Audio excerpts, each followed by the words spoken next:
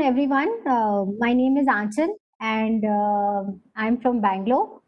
I've been with Azim Premji Foundation for 15 years, and I've had the privilege of working with Chhattisgarh SCRT also, especially with Vidya Dange Madam, on various assessment-related things. I remember in 2009, we had done this question bank development workshop where many teachers and diet faculties were there, and Vidya ma'am was anchoring that exercise. Subsequently, I also worked with Madam on the CC handbook and review of the CC guidelines. So I have very fond memories of Chhattisgarh, and I look forward to talking to all of you. Many of you have responded to the questions I had asked in the Excel sheet, but I understand that some of you may not have got the time, so you wouldn't have been able to answer. Please feel free to share your thoughts as we go along the session. Okay? मैं हिंदी बहुत स्पष्ट बोलती हूँ, तो अगर आप लोगों को कोई भी प्रश्न हो, आप अगर हिंदी में बात करना चाहें तो बेझिझक पूछिए. I can also speak Bangla, so you're also free to use Bengali. I can't speak any South Indian languages, so don't try and talk to me in any of the South Indian languages. Yeah. So I will start the discussion. मेरी आवाज clear आ रही है ना? Yes, madam. Okay. So this is my first session on Cisco WebEx. I may not be very comfortable with navigating through the chat and the presentation. So my request would be, if you have any questions, you can unmute and ask rather than posting it on your chat. Or I would request my colleague Mayank ji to kindly pause interject me in between and raise the concerns of the teachers as questions appearing in the chat box. Mayank ji?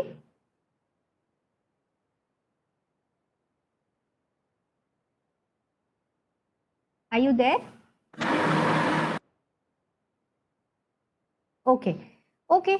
So my question, we will start with, there are three things we will discuss in today's presentation, and they will be around the various concepts of assessment, the design principles of assessment, which we will try and cover in the first 1 hour.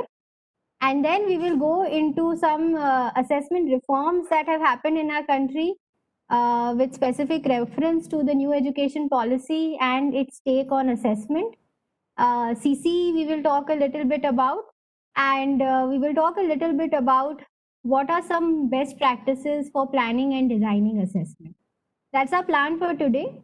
Tomorrow we will be discussing on uses of assessment, in which we will talk specifically about uses of assessment for classroom purposes for impacting student learning, and uses of assessment for large scale purposes, which is to make certain policy level changes based on assessment findings.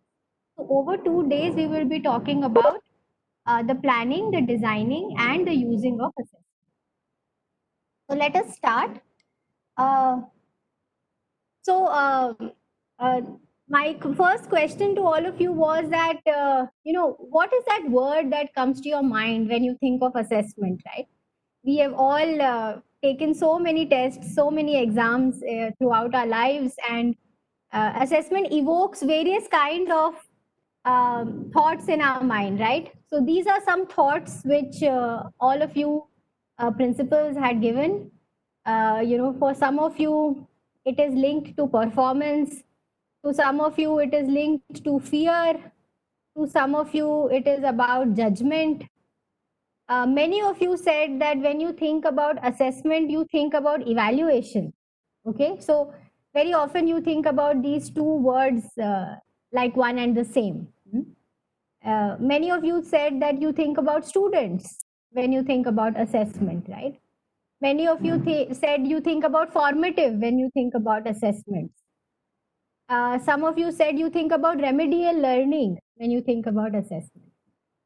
So you see, the same word assessment evokes various kinds of feelings, emotions, thoughts, ideas in our mind, right?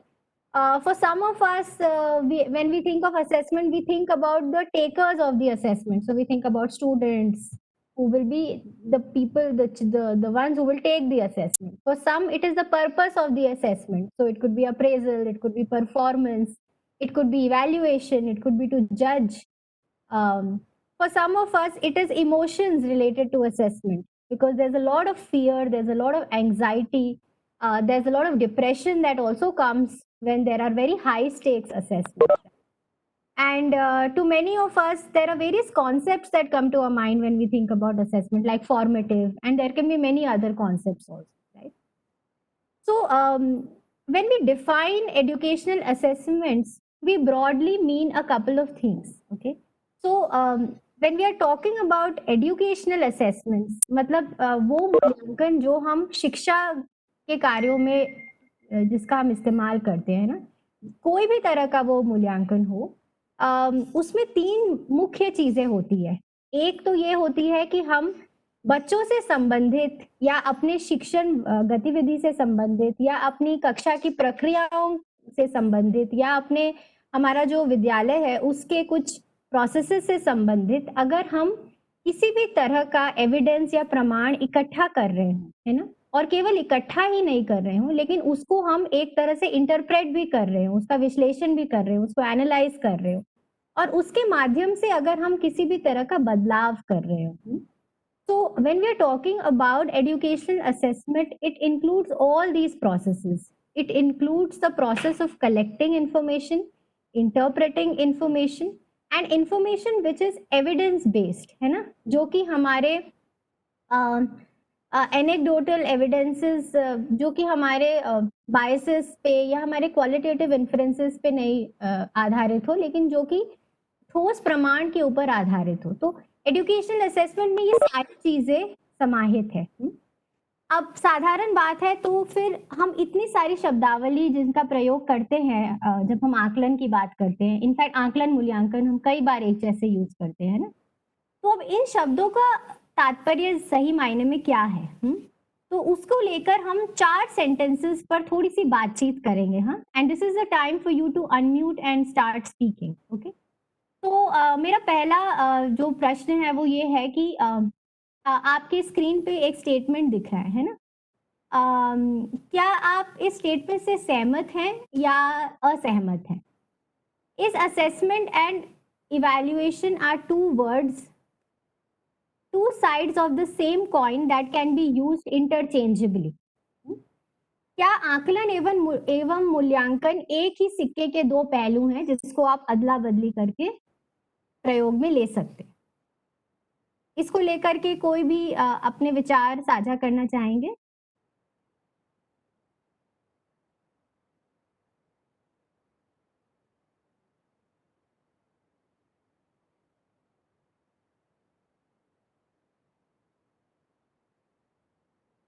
You can tell whether you agree, whether you disagree, any thought that comes to your mind.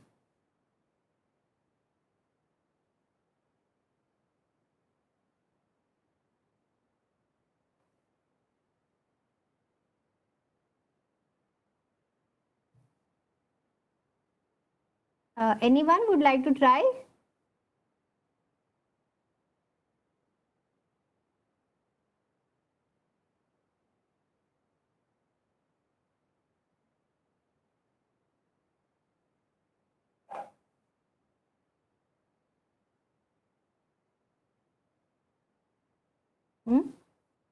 So I had some people in the Google form who had written evaluation. I think Amit ji had written, Nagendra ji had written, Usha ma'am had written, Ratna Bose ma'am. So can you just share what you think if you're there in the discussion? Or anybody else?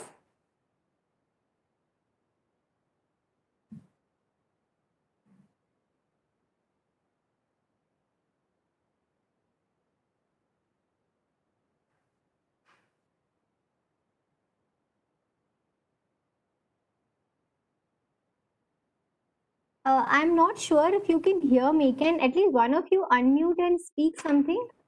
I just need to be sure that I'm Yeah, your voice is coming clear, madam. Okay, okay. Thank you, thank you. So, there is no right answer. Please feel free. With, tell me how many of you agree with this statement. कि आकलन एवं मूल्यांकन, they are just two sides of the same coin.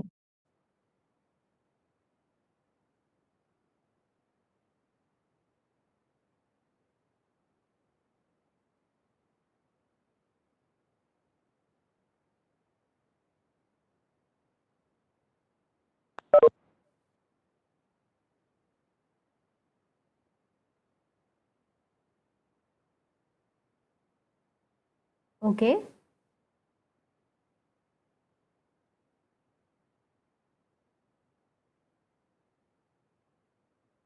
Okay. So, if you don't respond to me, it will be very difficult for me to move ahead in the discussion. Any thoughts that you may have?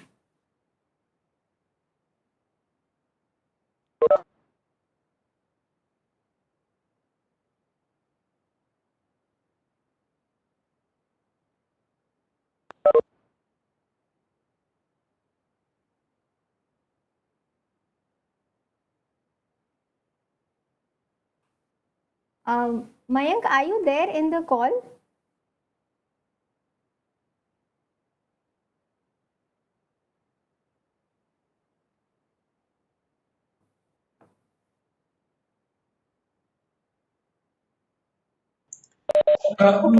Meng is here, but I think he is not responding. Maybe he is busy. Okay. Okay. So let me maybe ask a question which is before this question. So can you tell me what kind of assessments you do in Chhattisgarh in your schools? Can you tell me a little bit about that? Anyone? What kind of assessment evaluations you do in your schools? In schools of Chhattisgarh?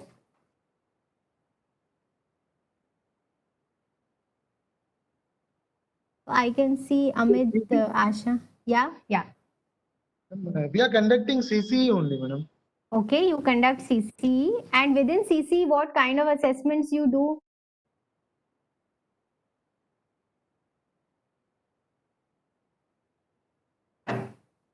Within CCE, what kind of assessments do you do? What methods do you use?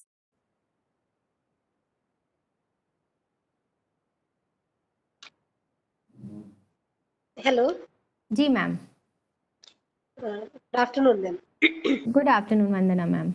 Ma'am, two type of assessments, formative and summative, Okay. which includes assignments too. Okay. And some project works also are given in all the subjects Okay. of 20 marks. Okay. And 80 marks is of that examination, half yearly or whatever, annual, Okay. like that. Okay. Okay. Thank Yes. you, ma'am. Thank you, Vandana, ma'am. Welcome, ma'am. Yeah. Anyone else? Any other exams that children do apart from CCE? Any state level exams?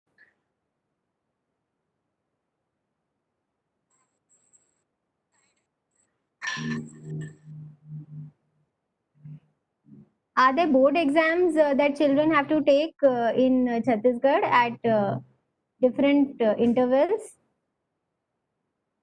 Yes, ma'am. Board exam also are conducted here in madam आवाज class 10th नहीं and पूरी 12th. Okay. So you have board exams. Okay. Yes, ma'am. Yes, and home examination in 9th and 11th. Okay. And Okay. yes. Okay. Apart Anything from else? that, apart Yes. from that, unit tests also are conducted here. Sometimes Okay. weekly test also we take on Okay. time. Yes, Okay.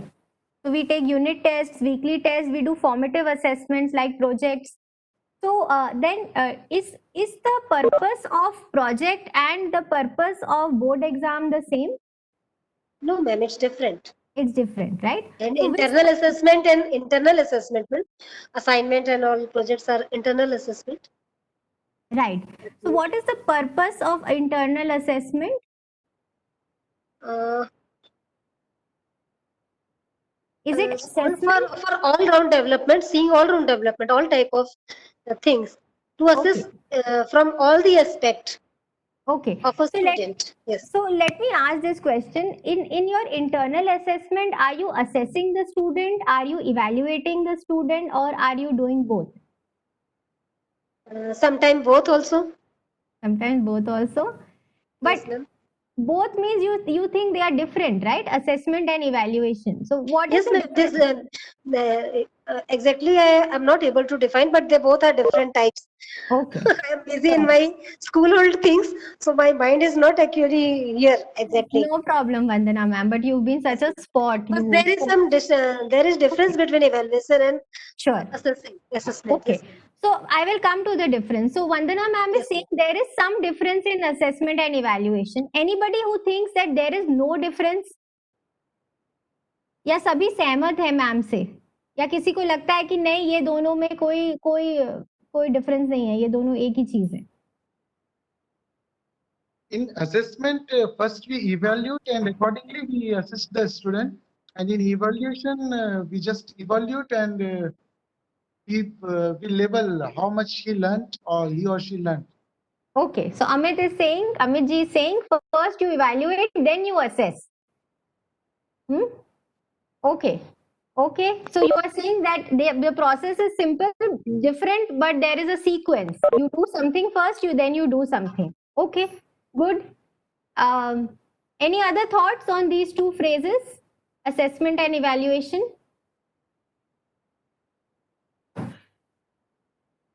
Okay, let us stay with this thought, and I will clarify in a bit what is the difference between these terms.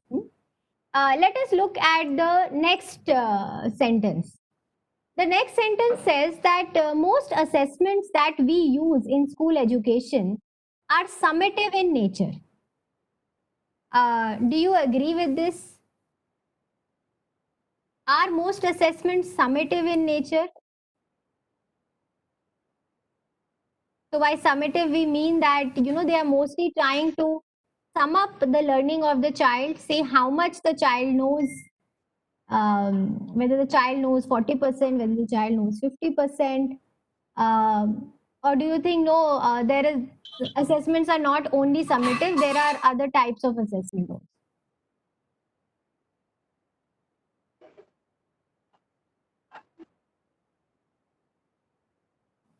Yeah, anyone wants to say anything?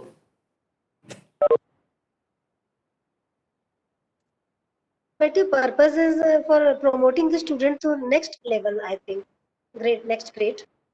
Okay. So you are saying summative Summative- assessments. Yeah. Yes. Yes, ma'am. Go ahead.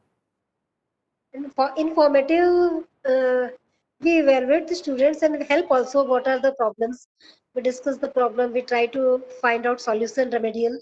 Some classes are also involved in this. Okay. What I think, this is my opinion. Sure, ma'am. Sure. Anybody else wants to say anything? Do you think in current context, most of the time we are doing assessments which are only summative in nature, where we are giving some grades, where we are giving some marks to the student? Yes, madam. I feel so that most of the assessment, most of the practices we are doing in assessment are summative assessments. We are only by and large doing summative assessments. Okay. So there is need for doing other types of assessment also, but the reality is that we are by and large doing summative assessments, right? Let's see the third sentence, which is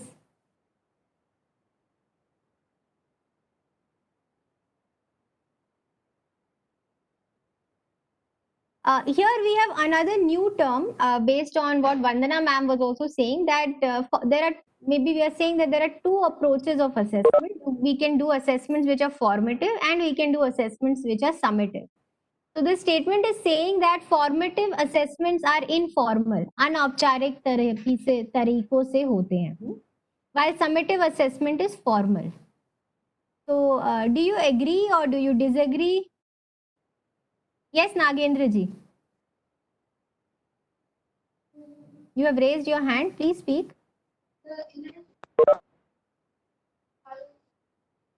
Yes, please speak. I can hear you. Shobha ma'am, are you wanting to speak?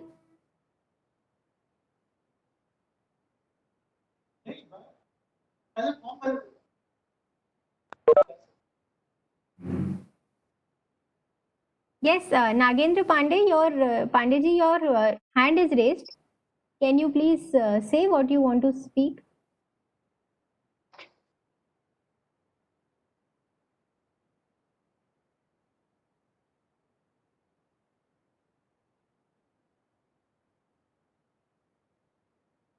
So, anybody wants to share your views on this statement? Do you think formative assessments are informal?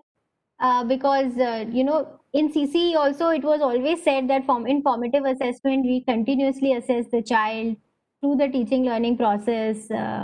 So it's more informal, while summative assessments are a little more formal because you have to design a test paper or give some formal questionnaire to collect information. Do you agree with this or you don't agree?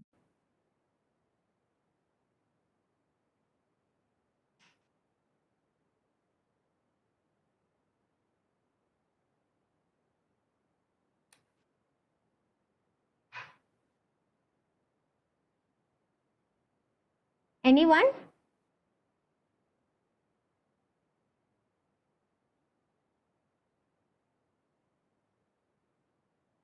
Quite a few people in the call. Any one of you, you all do CC in your schools. You are all principals of your schools. I'm sure you would have a point of view on this.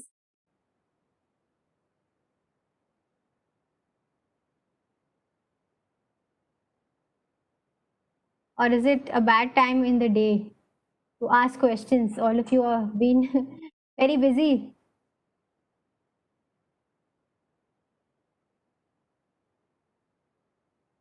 Can I get some responses on this?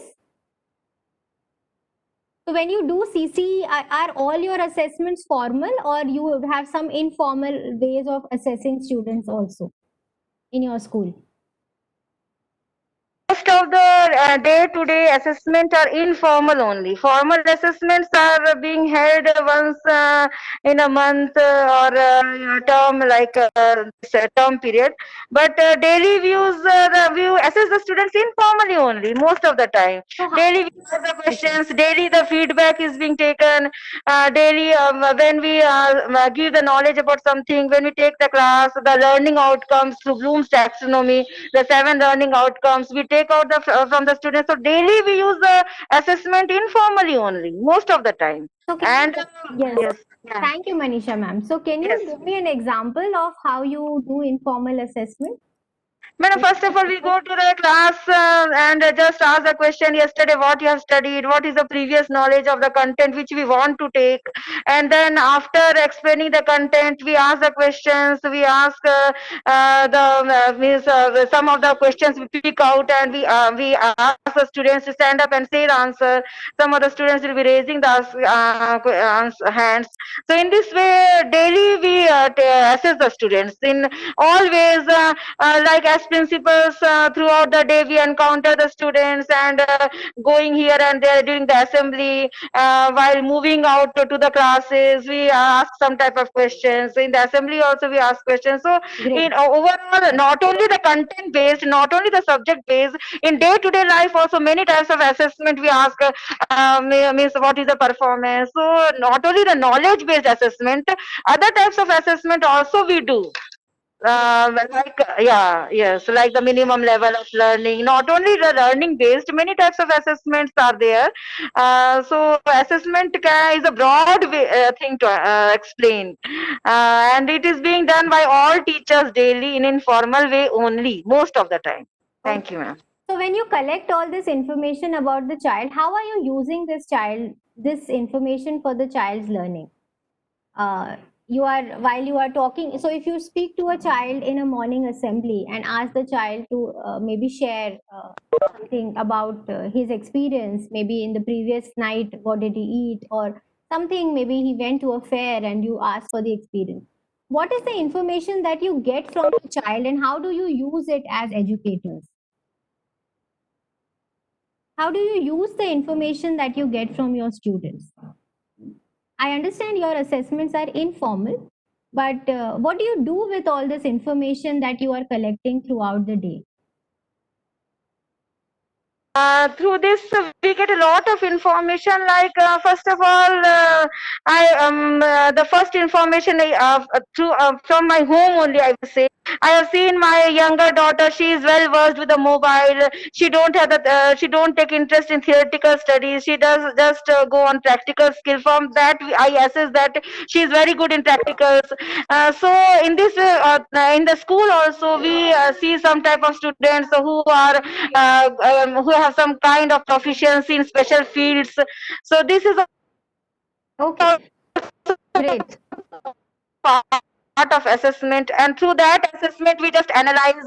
We can have the background of the students, many things from the which they encounter in their homes, that also can be assessed by seeing the students every day, and the behavior, learning the behavior, observing the behavior. We can have many types of assessments. Thank you. Right. Thank you, ma'am.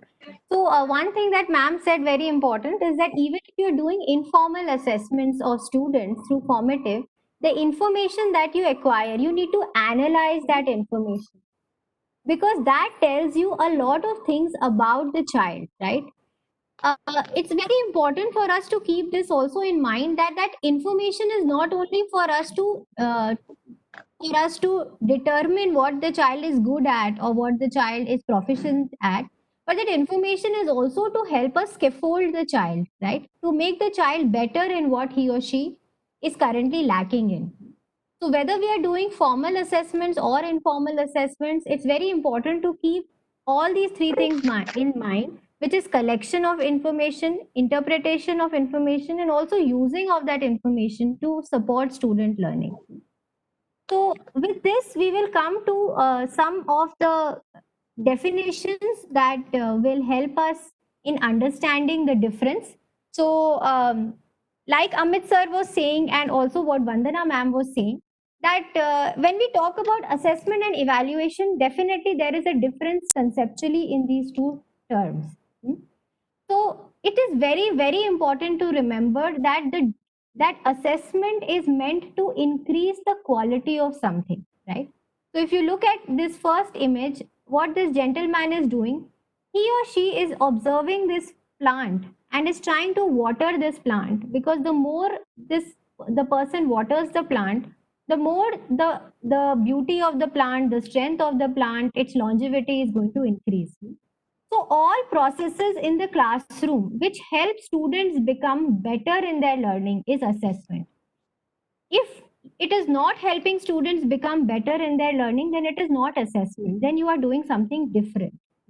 So if you are asking day in, day out, from morning to night, you are asking children questions, but that is not helping children improve their quality of their learning, then it is not assessment. It is some general conversation you are having with them.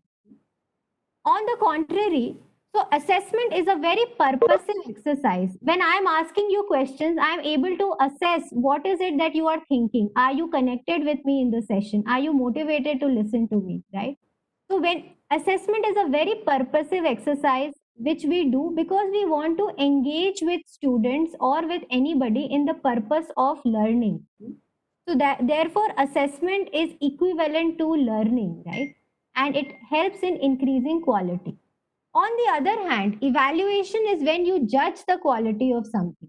So the same gentleman is now looking at this plant and saying, oh, well, too short. This plant is very short, not enough leaves. So whenever we, after a conversation with someone, when we try to judge the person, when we try to form an opinion about the person, or if you have given a question paper to a child and you have said, okay, the child has got 7 on 10, that is not assessment. That is simply evaluation, or at best you can call it as summative assessment. The child does not get any specific feedback on how to improve quality. Okay. So the biggest difference between assessment and evaluation is this, that assessment helps in increasing quality while evaluation is the judgment of the quality, right? इन दोनों शब्दों में भी ये स्पष्टता है. जब हम आकलन कहते हैं तो इसका मतलब होता है कि एक प्रक्रिया के माध्यम से आप ये समझने की कोशिश कर रहे हैं कि उस जो भी चीज आप असेस कर रहे हैं उसमें उसकी गुणवत्ता को आप कैसे बढ़ा सकते हैं। लेकिन जब आप मूल्यांकन की बात करें तो आप उसी आकलन में एक मूल्य या एक वैल्यू अटैच कर रहे हैं, right. So these two terminologies are not the same, but yes, one informs the other, right? So based on what Amit ji said, very often you have to do an assessment to evaluate something, right? If you have not assessed something, you will not be able to judge the quality. It is not the other way round. अगर आप किसी के बारे में already एक judgement form कर दिए हैं, आप बायस्ड हो जाएंगे, राइट। अगर आपने एक बच्चे के बारे में या एक शिक्षक के बारे में ऑलरेडी एक जजमेंट फॉर्म कर लिया है कि ये शिक्षक बच्चों के साथ ज़्यादा डेमोक्रेटिक प्रोसेस में नहीं एंगेज करता है, आपने ऑलरेडी उस शिक्षक को इवैल्यूएट कर दिया। अब आप उस शिक्षक को अगर मेंटोर करना चाहते हैं, असेस करना चाहते हैं ताकि उसकी क्वालिटी में एनहांसमेंट हो, तो वो बहुत मुश्किल होगा, because you already formed a judgement, right. So it's very important to give opportunities to the student or to whoever you are directly in charge of assessing to demonstrate their quality, because only then will you be able to reliably judge and evaluate the person. Along with this, it is also important to remember that there are certain things which are common in assessment and evaluation, right? So when we talk about assessment, yes, it is ongoing. It can be formal, informal. Assessment is always positive. It cannot have a negative impact on the students. Assessment is individualized. तो आप अगर assessment कर रहे हैं, आप चलते चलते पूरी कक्षा का एक साथ assessment नहीं कर सकते. When you talk about assessment, it is an individualized exercise, which is one-on-one. And in assessment, it is very important that you give specific feedback. That feedback cannot be in the form of A, B, C, D. But that feedback has to be specific. So if a student gives a project, so Vandana ma'am was saying कि हम assignments करते हैं, projects करते हैं, तो अगर आपने कोई project दिया, तो आपने उसमें बच्चे को क्या कुछ स्पष्ट फीडबैक दिया है कि आपने ये जो प्रोसेस किया प्रोजेक्ट करने का, अगर से आपने बच्चे को कहा हो कि अपने कम्युनिटी में 5 लोगों से बात करो और ये जानने की कोशिश करो कि वो अपने घरों में किस तरह के बर्तनों का बर्तन प्रयोग में लेते हैं, right. And try to find out कि how many of them, what is the reason for them. Some कुछ लोहे के बर्तन व्यवहार में लेते हैं, कुछ स्टील के बर्तन लेते हैं, कुछ मिट्टी के बर्तन लेते हैं, कुछ पीतल के बर्तन लेते हैं। So why do they do that, right. So as a teacher, you will need to give a feedback to the child, not just on the process of collecting the information, but also finally जब वो बच्चा आपको वो project करके देता है, उसको वो किस तरह से प्रेजेंट करता है, उसमें वो तथ्यों को किस तरह से सजाते हैं, किस तरह से संग्रह करते हैं, उन दोनों चीजों के बारे में आपको फीडबैक अगर आप दें, तो ही उस बच्चे की क्वालिटी ऑफ लर्निंग में कोई एनहांसमेंट होगी, right. So in assessment all these components are very important. On the contrary, evaluation में जैसे कि हमने कहा, इट इज अ क्लोजर। तो साल के अंत में आप इवैल्यूएट करते हैं। बोर्ड एग्जाम में 10वीं 12वीं के बाद आप सर्टिफाई करते हैं कि बच्चे को 80% करिकुलम के बारे में कुछ जानकारी है, उसके बेसिस पे आप सर्टिफाई करते हैं। जब भी हम इवैल्यूएट करते हैं, हम स्टैंडर्ड्स को बहुत ध्यान में रखते हैं। तो ये स्टैंडर्ड्स लर्निंग आउटकम्स हो सकते हैं, या अगर कोई और बोर्ड ऑफ एजुकेशन हो तो उस बोर्ड के अपने व्यक्तिगत निजी स्टैंडर्ड्स हो सकते हैं। जैसे अगर IB बोर्ड अपना कोई इवैल्यूएशन करता है तो उनके खुद के कुछ स्टैंडर्ड्स होंगे। एंड फाइनली, इवैल्यूएशन में शॉर्टफॉल्स भी पता चलती है, क्योंकि अगर आप किसी को B ग्रेड दे रहे हैं तो इससे ये भी पता चलता है कि उसको A ग्रेड होने के लिए और किन स्टैंडर्ड्स की तरफ जाना हो। तो ये दोनों शब्द बहुत ही अलग हैं एक दूसरे से in terms of the purpose, है ना। लेकिन इन दोनों में कुछ चीजें कॉमन भी होती है, जिसके कारण कई बार हमें लगता है कि ये these two things are one and the same. तो इनमें क्या कॉमन होती है? पहला, दोनों असेसमेंट और इवैल्यूएशन में हम कोई क्राइटेरिया पे असेस करते हैं। जैसे कि वंदना मैम भी कह रही थी कि कुछ नॉलेज होती है, कुछ स्किल्स होते हैं, कुछ बिहेवियर्स होते हैं।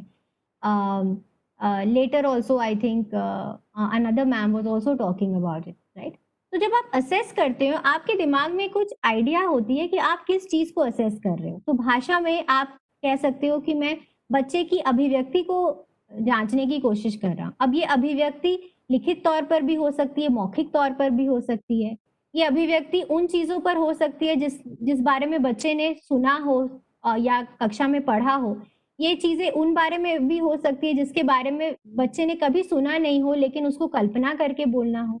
So within abhivyakti also, within expression also, there can be various kinds of criteria that you can use to assess or to evaluate the student. It depends on how well you understand your subject. तो अगर आप शिक्षक के तौर पर अपने विषय को बहुत अच्छे से समझते हैं तो आप उतने ही बेहतर क्राइटेरिया बना पाएंगे, राइट? अगर आपकी अंडरस्टैंडिंग अच्छी नहीं है तो आप क्राइटेरिया के नाम पर केवल टेक्स्ट बुक के जो कंटेंट है उसी को क्राइटेरिया मान के चलेंगे, है ना? तो क्राइटेरिया दोनों में बहुत इंपॉर्टेंट होती है, राइट? दूसरा, असेसमेंट और इवैल्यूएशन दोनों में हम कुछ चीज को मेजर करने की जरूर कोशिश करते हैं। जब हम क्वालिटी की भी बात करते हैं तो हम उसको मेजर जरूर करते हैं, हम तोलने की कोशिश करते हैं कि ठीक है, अभिव्यक्ति में ये बच्चा थोड़ा सा अटक अटक के बोल रहा है क्योंकि इसका कॉन्फिडेंस लेवल में थोड़ी सी दिक्कत है। तो लेकिन आप उसके ऊपर जज नहीं कर रहे हैं कि बच्चे को आप सी ग्रेड दे दो, आप उस बच्चे के साथ काम कर रहे हैं ताकि उसका कॉन्फिडेंस लेवल थोड़ा सा बढ़े। तो 2 दिन, 3 दिन, 4 दिन उसके साथ काम करने के बाद या उसको एक पीयर्स के समूह में डालने के बाद हम ये पाएंगे कि धीरे धीरे शायद उस बच्चे की क्वालिटी इंप्रूव हुई अभिव्यक्ति की, right? So there is a measure of quality in assessment and definitely there is a measure of quality in evaluation which gets reported as a grade, as a mark, right? So in both the things we have certain measure. And the third and most important thing is that दोनों ही प्रमाण के ऊपर आधारित होते हैं, ठीक है? तो अगर आपको कहना हो कि किसी बच्चे का साइंटिफिक टेम्पर है ना, वो वैज्ञानिक दृष्टिकोण रखता है, तो आपके पास उसके प्रमाण होने चाहिए, चाहे आप उसको असेस कर रहे हो या आप उसको इवैल्यूएट कर रहे हो। जैसे कि मैडम कह रही थी कि उनका ये अनुमान है अपने बेटी के बारे में कि उसको कंप्यूटर ज्यादा, उसको थियोरेटिकल नॉलेज ज्यादा पसंद नहीं है क्योंकि वो अभी मोबाइल देख के उसको सारा प्रोसीजरल नॉलेज आ गया मोबाइल का, है ना? तो उनके पास कुछ एविडेंस है। Now, once she repeatedly sees that her child is more comfortable in subjects which are more hands-on, so she likes to do science experiments or she likes to work with clay, with art, so she will have more and more evidence to judge whether her assessment of her daughter is correct or not. So, in both assessment and evaluation, the importance of evidence is very critical, है ना? हम कोई भी view अगर form करते हैं in the absence of evidence then it is just a view, it is as good as saying that I love poetry, it doesn't make any sense. तो दोनों असेसमेंट एंड इवैल्यूएशन में प्रमाण की बहुत मुख्य भूमिका होती है, right? And therefore it is important to remember that हम स्कूल एजुकेशन में जब बात करते हैं तो असेसमेंट ज्यादातर उसको बेनिफिट करता है जिसका असेसमेंट हो रहा हो। तो अगर मैं एक बच्चा हूँ जो आपके स्कूल में पढ़ता है और आप मेरा असेसमेंट कर रहे हैं तो उससे मेरा भला होना चाहिए, राइट? अगर उससे मेरा भला नहीं हो रहा है तो वो असेसमेंट नहीं है। So in the assessment the person who is being assessed is the primary beneficiary, but जब आप इवैल्यूएट करते हो तो आप किसी एक्सटर्नल अथॉरिटी को, बोर्ड को, अपने बीईओ को, डीईओ को, इसको अगर आप कोई रूटीन रिकॉर्ड कीपिंग के लिए काम कर रहे हो तो वो आप बच्चे को इवैल्यूएट कर रहे हो and the purpose is not improving quality but the purpose is just to report or to judge quality. So this is the key difference between these two terms, assessment and evaluation, right? I'll take a pause for 2 minutes और अगर आपके कोई सवाल हो इन दोनों शब्दों को लेकर तो हम उस पर बात कर सकते हैं।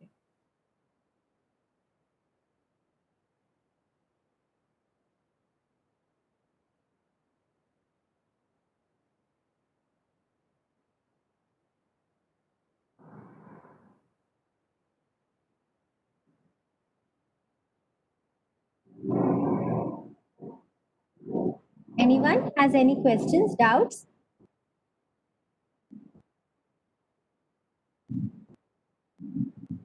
Okay, so let me move on to the next two concepts, which is formative and summative. अब ये कार्टून देख के आपको क्या लग रहा है? इसमें देखिए कार्टून में फॉर्मेटिव असेसमेंट में लिखा हुआ है कि ये एक हमारे शेफ हैं, ये टोपी पहने हुए, और ये कह रहे हैं ये सूप को टेस्ट कर रहे हैं और कह रहे हैं अपने मन में, I think it needs more salt, and it is saying when the cook tests the soup it is formative. और यहाँ पे हम क्या देख रहे हैं कि यही शेफ सूप को सर्व किए हैं कुछ लोगों के लिए, and the guests are saying yum, this is really good, try some. And the statement here is when the customer tastes the soup it is summative.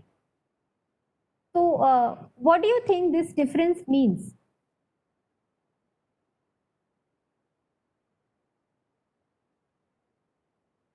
Anyone?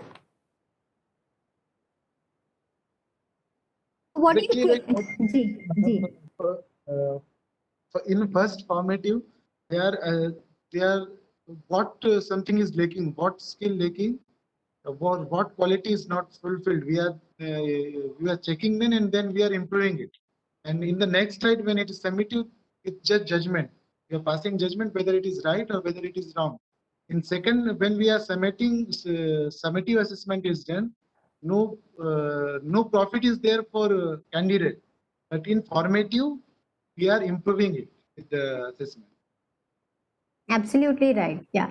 So very rightly said by Amit ji that formative का पूरा उद्देश्य ही होता है improvement का। इसीलिए ये process हम बार बार ये भी कहते हैं कि ये इंटीग्रल पार्ट है टीचिंग लर्निंग प्रोसेस का, राइट। ये लगातार चलता चला जाता है। लेकिन जब हम समेटिव असेसमेंट करते हैं तो ये ज्यादातर इवैल्यूएशन के तौर पर आता है। तो अगर हमारे 2 स्लाइड पहले हमने ये भी बात की थी कि most assessments currently in schools are summative in nature. तो ये एक बहुत डेंजरस स्थिति में हम अभी हैं, क्योंकि अगर हमारे सारे असेसमेंट्स बच्चे को केवल ये सिद्ध करने में लगे हैं कि you are not good enough और you are good enough, then the quality of learning is not improving, right? The quality is getting stagnated at where it is. So every time if you are just saying, well, this child is good or this child is not good, like this chef, these guests are saying, if you as a teacher or as a principal are constantly saying that, you're constantly just proving whether something is good or not good. But as educators, our role is to improve. That is why the importance of formative assessment is extremely critical, and the new education policy is also very unequivocally saying कि formative assessment को ज़्यादा से ज़्यादा हमें कक्षाओं में करना है और कम से कम हमें summative assessment करना है। तो अब इस मतलब if this is the case, then we need to understand that what are the key attributes of formative assessment, है ना। तो ये जानना बहुत जरूरी है कि जब हम फॉर्मेटिव असेसमेंट की बात करते हैं तो ये एक ऐसा प्रोसेस है जिसमें आपको बच्चों को कंटिन्यूसली स्कैफोल्ड करने की जरूरत है। तो स्कैफोल्ड का मतलब ये है कि आप लोगों ने पेडागोजी के सेशंस में भी आई थिंक गुरुजी और चांदी ने इन चीजों पे बात की होगी। स्कैफोल्डिंग लर्नर्स का मतलब है कि अगर आप देख रहे हैं कि बच्चा कोई इबारती प्रश्न कर रहा है और बच्चा, जैसे आपने कोई प्रश्न दिया कि किसी बच्चे ने 5 बच्चे या एक बच्चा स्कूल से घर जाते वक्त उसने 4 केले खरीदे और उसने 5 सेब खरीदे और उसने अपने 5 सेब में से एक सेब अपने दोस्त को दे दिए। अब बताइए उसके पास कुल कितने फल हैं। अब हम ये जनरली पाते हैं कि जहां पे ही बच्चे को ये शब्द कुल दिखता है उसको लगता है कि ऐड करना है ना। पर इस प्रश्न में हमने कहा है कि बच्चे ने केले भी खरीदे हैं, सेब भी खरीदे और उसने कुछ सेब अपने किसी दोस्त को दिए भी हैं। तो बच्चे को ऐड भी करना है और सब्ट्रैक्ट भी करना है ना। लेकिन बच्चा क्या है, वो इस बात को सुन के या इस बात को पढ़ के उसने कुछ अपना तरकीब निकाला होगा। उसको शायद स्कूल में किसी ने बताया होगा कि कुल आते ही आपको ऐड कर देना है ना। जैसे इंग्लिश में we find this word all together, है ना। What is the total of this, what is all together. तो आपको एज ए शिक्षक, if you have to scaffold the learning of the child, आपको इस तरह का सूक्ष्म अवलोकन करना पड़ेगा, है ना। महज बच्चे से बात करके नहीं चलेगा, हमें ये देखना पड़ेगा कि अगर बच्चे को ये दुविधा है कि जहाँ पे वो फुल शब्द को देख रहा है, वो बाकी पूरे संदर्भ को नहीं पढ़ रहा है, लेकिन वो केवल ऐड कर दे रहा है ना। तो व्हेन वी आर सेइंग कि इनफॉर्मली आप असेसमेंट को यूज करो टू स्केफोल्ड या बच्चे की लर्निंग को एक तरह की सपोर्ट करने के लिए, तो बहुत जरूरी है कि आप इस तरह का सूक्ष्म अवलोकन करिए और हम इसको एक कंटिन्यूअस ऑनगोइंग प्रोसेस के तौर पर करें, जहाँ पे ये ना हो कि हम कहें कि अभी आपका 5 प्रश्नों का मूल्यांकन होगा, लेकिन जब बच्चे उन इबारती प्रश्नों को कर रहे हैं, उसके दौरान हम बच्चों से बातचीत करके ये समझने की कोशिश करें कि वो क्यों किसी चीज में इस तरह की गलती कर रहे हैं। मैंने जो आपको एग्जाम्पल दिया वो मेरे व्यक्तिगत अनुभव से है, जहाँ पे मैंने कई बार ये पाया कि बच्चे इस तरह के कुछ वर्ड्स को पिकअप कर लेते हैं वर्ड प्रॉब्लम्स में, जैसे how much will be left behind. जैसे ही वो शब्द लेफ्ट बिहाइंड देखते हैं, उनको लगता है यहाँ पे सब्ट्रैक्ट करना है। या जब वो ये शब्द पढ़ते हैं, how many will each one of them get, जैसे ही वो ईच वन देखते हैं, उनको लगता है यहाँ डिवाइड कर रहे हैं। तो कंटिन्यूअस का मतलब ये है कि जब बच्चा कोई चीज को सीख रहा है और वो कोई प्रश्न को हल कर रहा है या किसी किसी भाषा में या सामाजिक विज्ञान में कोई जवाब को लिख रहा है, तो उस दौरान या उसको अभिव्यक्त कर रहा है मौखिक तौर पर, तो उस दौरान हम उस बच्चे की लर्निंग को सपोर्ट कर सकते हैं। और इसीलिए कंस्ट्रक्टिव फीडबैक बहुत इंपॉर्टेंट हो जाता है। तो हमारी स्कूलों में ये हम अधिकतर पाते हैं कि फीडबैक देने का कोई स्कोप नहीं होता है बच्चे को, क्योंकि या तो बच्चों की संख्या इतनी ज्यादा होती है कि टीचर के पास समय नहीं होता है, या फिर फीडबैक देने की हमें आदत नहीं होती है, क्योंकि हम as a culture we are not used to giving feedback to each other. Either we are afraid of people and so we don't we just listen to whatever they say, or when we are in positions of authority we scold others and just end it at that, right? तो feedback एक बहुत ही important process है और इसके ऊपर हम बहुत ज्यादा बात और भी करेंगे चौथे दिन पर, कि एक अच्छा फीडबैक कैसे दिया जाता है ताकि वो कंस्ट्रक्टिव हो, ताकि उससे जिसको आप फीडबैक दे रहे हैं उसको भी भला हो और आपको भी अच्छा लगे कि आपने किसी का दिल नहीं दुखाया। So feedback giving is a very important component and of formative assessment, and I can tell you this that children are very very open to feedback. अगर आप एक बच्चे को बोलें कि भाई तुमने जो असाइनमेंट सबमिट किया था उसमें पहले पैराग्राफ में और सेकंड पैराग्राफ में जो तथ्य तुमने यूज किए हैं, उन तथ्य के पीछे के रेफरेंस तुमने ठीक नहीं दिए हैं, तुमने व्हाट्सएप का कोई मैसेज देखकर वहां से कॉपी किया है, तो क्या तुम इनके कुछ रेफरेंस अच्छे से न्यूज़पेपर में पढ़ के ला सकते हो? अगर आप इस तरह का फीडबैक देंगे तो बच्चे की लर्निंग में बहुत सुधार आएगा, right?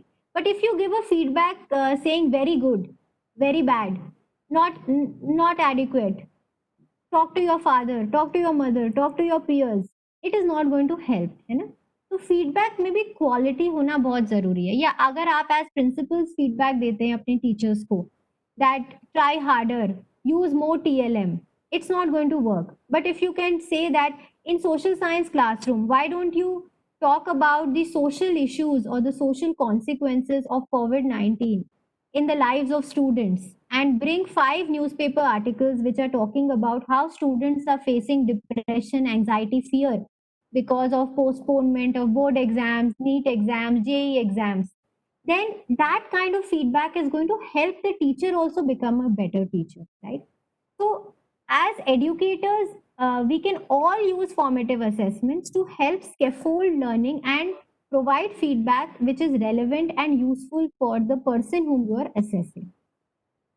What is also important in formative assessment is कि इसमें केवल स्टूडेंट या टीचर अलग अलग से नहीं इन्वॉल्व होते हैं, इसमें दरअसल स्टूडेंट, टीचर और पीयर्स, ये मैं यहाँ पे लिख नहीं पाई हूँ, पीयर्स भी इन्वॉल्व होते हैं, टीचर्स भी इन्वॉल्व होते हैं, स्टूडेंट भी इन्वॉल्व होते हैं, है ना? सभी स्टेक होल्डर्स इन्वॉल्व होते हैं। नागेंद्र जी ने शायद अपने इसमें लिखा था, अपने गूगल फॉर्म में भी लिखा था कि there are multiple stakeholders जिनको ध्यान में रखना चाहिए असेसमेंट में, और उन्होंने पेरेंट्स तक का नाम लिया था। तो ये बिल्कुल सही बात है कि जब हम फॉर्मेटिव असेसमेंट करते हैं तो टीचर्स, स्टूडेंट्स, पीयर्स, ये सभी लोग बहुत इम्पोर्टेंट रोल प्ले करते हैं एक दूसरे को लर्निंग में मदद करने में। The other very important characteristics of formative assessment is that it helps the teacher in reflecting. Because you know there is no learning that can happen if you think that you are perfect, right? Now, if for instance I am taking a session and I think that my participants are not connecting with me, it will help me reflect, right? So in a formative assessments, if the teacher after teaching a lesson for 5 days still sees that children have not been able to answer, it means that she has not used the right strategy and she needs to change the strategy, right? And that is the place where the principals can play a very big role by mentoring them on what kind of strategy should they use, because you have many more years of experience, right, than they have. So this is a very important characteristic of formative assessment. And finally, like our chef from the previous cartoon, it is about improving learning, right? So formative assessment is about all these processes which make classroom learning more effective and make students better learners. These are all the characteristics of formative assessment. And we all know that जब हम summative assessment की बात करते हैं तो जो भी चीजें जज करने में स्टूडेंट को या फिर पीरियोडिकली जो हम छमाई यूनिट टेस्ट, वीकली टेस्ट वगैरह वगैरह चीजें करते हैं जिसमें हम केवल मार्क्स या ग्रेड्स देते हैं टीचर्स के तौर पर, और कई बार हम शायद रिफ्लेक्ट कर सकते हैं कि हमने हमारे क्लास के सभी बच्चों को सिर्फ 40% मिला है तो शायद हमें कुछ अलग से करना है, पर ज्यादातर वो होता नहीं है समेटिव असेसमेंट में। और अंततः यही होता है कि हम ये प्रूव करने में लगे रहते हैं कि बच्चे ने सीखा है या नहीं सीखा है। So you see, summative assessment is in sharp contrast with formative assessment, and you know, like you are seeing this girl trying to play the sitar.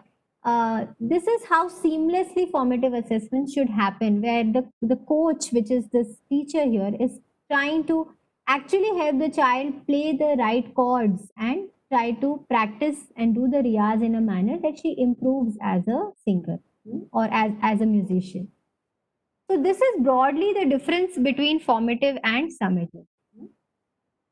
Now that brings me to the end of our first segment, and if there are any questions on these concepts, anything, we can take it now.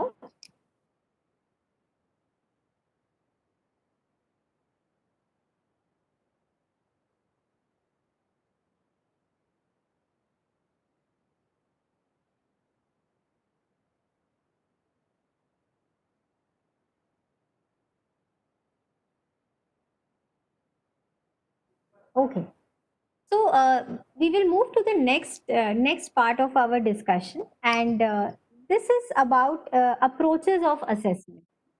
तो जैसा कि अभी तक हमने बातचीत की, इसमें हमने कुछ कॉन्सेप्ट्स पे बात की है, लेकिन जब हम असेसमेंट करते हैं तो उसके पीछे कुछ पर्पस होते हैं, है ना?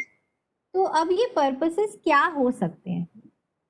तो आप लोग सबने कहा कि हम छत्तीसगढ़ में अलग अलग तरह के असेसमेंट करते हैं, है ना? हम सीसी करते हैं, एनुअल एग्जाम करते हैं, आपके यहाँ नेशनल अचीवमेंट सर्वे भी होता है, जो आप में से कई लोग स्टेट अचीवमेंट सर्वे, आप में से कईयों की स्कूल्स में हुआ होगा, ये बोर्ड एग्जाम्स होता है। Now we also know that the purpose and approach of all these assessments are not the same, right? Can someone unmute and say how is NAS different from board exams? How is the purpose of National Achievement Survey different from the purpose of board exams? Can anyone unmute and speak, please?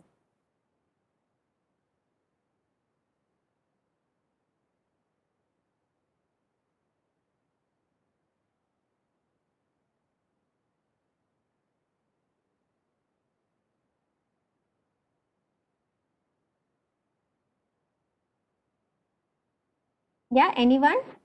How do you think NAS National Achievement Survey होता है ना छत्तीसगढ़ में? Can someone tell me National Achievement Survey होता है कि नहीं छत्तीसगढ़ में? Hello. Yes, madam. It happened only once, madam. We had to fill up the form. There was a prescribed Okay. format and booklet. We did the self evaluation first, and we had to fill it online also. And there was a hard copy also. Only once we filled up that one. Okay. Okay. And we had to write the mission of the school. There was one point to write the a goal or mission of the school, which the school is aspiring for. Very nice. Okay. But were children assessed, madam, in National Achievement Survey? Were the children given some question papers? Were children also assessed? Yeah. Hmm. Yeah. Yes, ma'am. Yeah, yes, ma'am. There was the sample group was children also. The sample group we took the children also, and there was a tool, the questionnaire pattern. I think there were 10 or 15 questions. Only once we did. Yeah, yes, ma'am. I think in the year 2018, like that, we did that one. And then what happened Hello. with the National Achievement Survey? The results, did we use the result in any way? No, still no, we did not use. Actually, I remember the principals had to send, we were assigned one password as a number, and the principals were asked to go to BRC to fill up that form. And the goal was important, that one I remember. But the result was, the assessment was not being done of the forms. Okay. Okay. Hello. Yes. Yes. Yes. Thank you, ma'am. Anybody else? Do you think that the purpose of CCE and board exams are the same?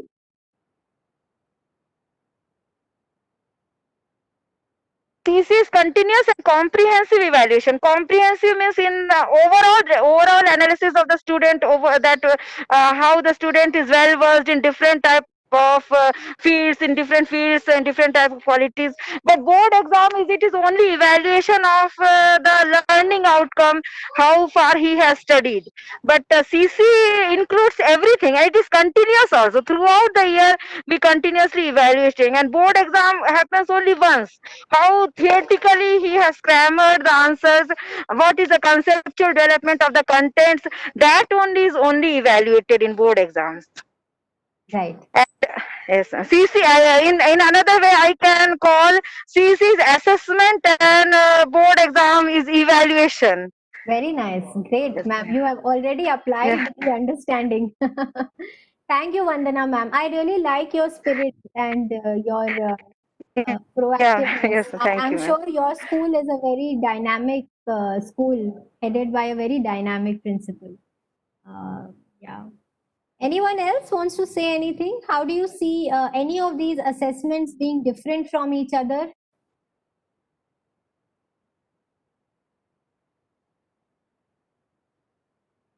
Have any of you heard of the approaches of assessment as assessment of learning, for learning, as learning? Have any of you come across these phrases? Assessment of learning, for learning, as learning? Anybody?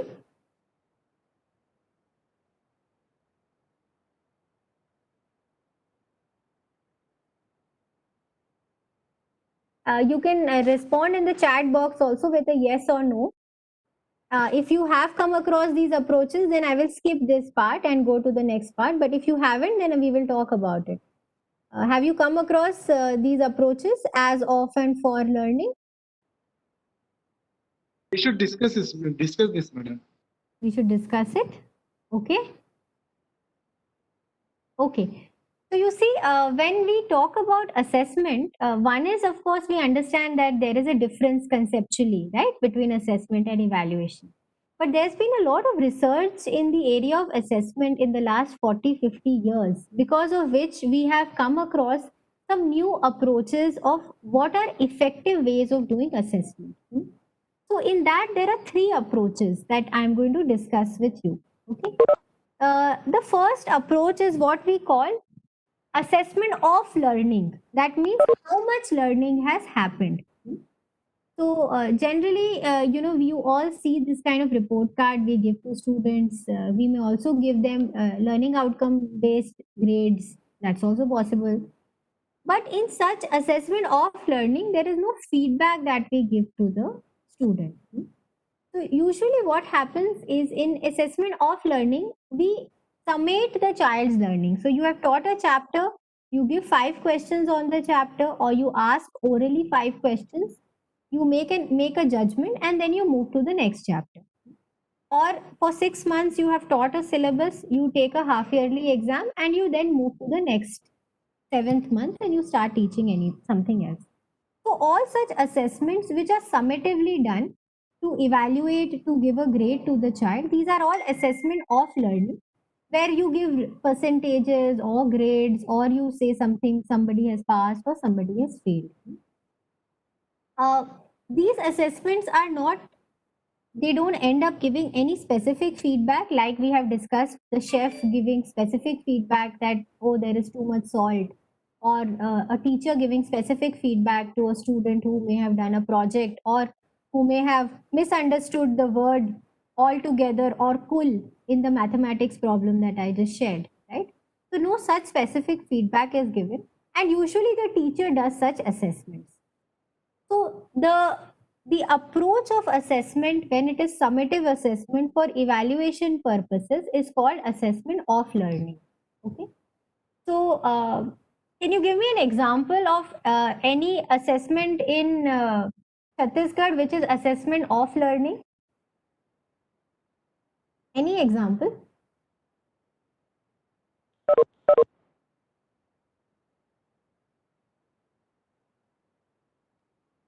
Madam, I think most of the exams we are conducting in school is of what students learn. It is only Assessment of learning. Yeah, that is true. Board exam, for instance, is assessment of learning, and also most exams that we end up doing is just of learning, right? But what is important is now we have to move to assessment for learning. So what is for learning? In this diagram, if you see, in for learning, first thing is important is where the learner is now. You have to know the current knowledge, understanding, and competencies of the learner. And then you have to plan the learning in such a way that you can systematically observe where is the learner going. So is your teaching helping the learner go in the right direction, right? So whatever method you are using, whether you are talking to the child one-on-one, or you have made the child buddy, or form a pair with another student of the class, is your method working or not? And you are seeing where the learner is going. And if the learner is not going in the right direction, you also strategize how to get there, how to help the learner go towards better learning. So, assessment for learning is this cyclical process, right? Where you're constantly monitoring and mentoring the child at the same time. Now, I understand it can be little difficult to do in large classrooms, but it is the only way that you can impact learning of the child. If you are not able to do this, actually then you are not being of any help to the child. You are just coming, you are teaching something, you are going, and nobody is learning anything, right? Or maybe some children are learning because they are perhaps getting a few things that you are saying. So assessment for learning are all those assessment formal and informal processes where student के सीखने में कुछ सुधार आ रहा है. जैसे वो पौधा हमने देखा था शुरू में, उसकी पत्तियां खिल उठी थी, है ना, पानी देने के कारण. तो उस तरह का अगर आप काम कर रहे हैं अपने आकलन के माध्यम से, जिससे बच्चे के सीखने में कुछ निखार आ रहा हो, तो वो असेसमेंट फॉर लर्निंग कहलाएगा, है ना. अब ये ऑब्वियसली क्योंकि ये इस तरह से इसकी अवधारणा है, तो ऑब्वियसली ये आप साल में 2 बार 4 बार नहीं कर सकते. आपको इसको सतत लगातार तौर पर करने की जरूरत है. So assessment for learning has to be integrated with the teaching learning process. It is very important कि असेसमेंट फॉर लर्निंग में हम बच्चे को स्कैफोल्ड करें, बच्चे को एक तरह की सॉलिड लर्निंग की उसकी अपॉर्चुनिटी प्रोवाइड करें. हम ये जाने कि बच्चे के सीखने में किस तरह के गैप्स हैं. जैसे कि मैंने आप लोग को वो इबारती प्रश्न का ये दिया था, उसी तरह से अगर हम सामाजिक विज्ञान लें, like social science, and you see that कोई बच्चा है जो हर बार मैप जब वो मानचित्र बनाता है तो वो मानचित्र में जम्मू एंड कश्मीर को बड़ा बना देता है बजाय और जो गुजरात मतलब जो बाकी इंडो गैंजेटिक प्लेन है उसको नैरो बना देता है. So the width between the Jammu and Kashmir and the Indo Gangetic plain is not uniform. Now you can try and figure out why the child is doing something like this, right? And you may find out that the child has no sense of scale. कि एक मानचित्र बनाने में जो मापक होता है ना, और उस मापक की कितनी अहम भूमिका होती है शायद बच्चे को ये समझ नहीं है. तो उस समय आप बच्चे के साथ इस चीज पर काम कर सकते हैं कि मैप में आप वही दर्शाते हो जो कि सही मायने में धरती पर होता है ना. और प्रपोर्शंस बहुत इंपॉर्टेंट होते हैं. तो अगर जम्मू एंड कश्मीर का स्क्वायर किलोमीटर एरिया 100 है तो इंडो गैंजेटिक प्लेन का स्क्वायर किलोमीटर एरिया उससे 3 गुना ज्यादा है, 300 है हाइपोथेटिकली.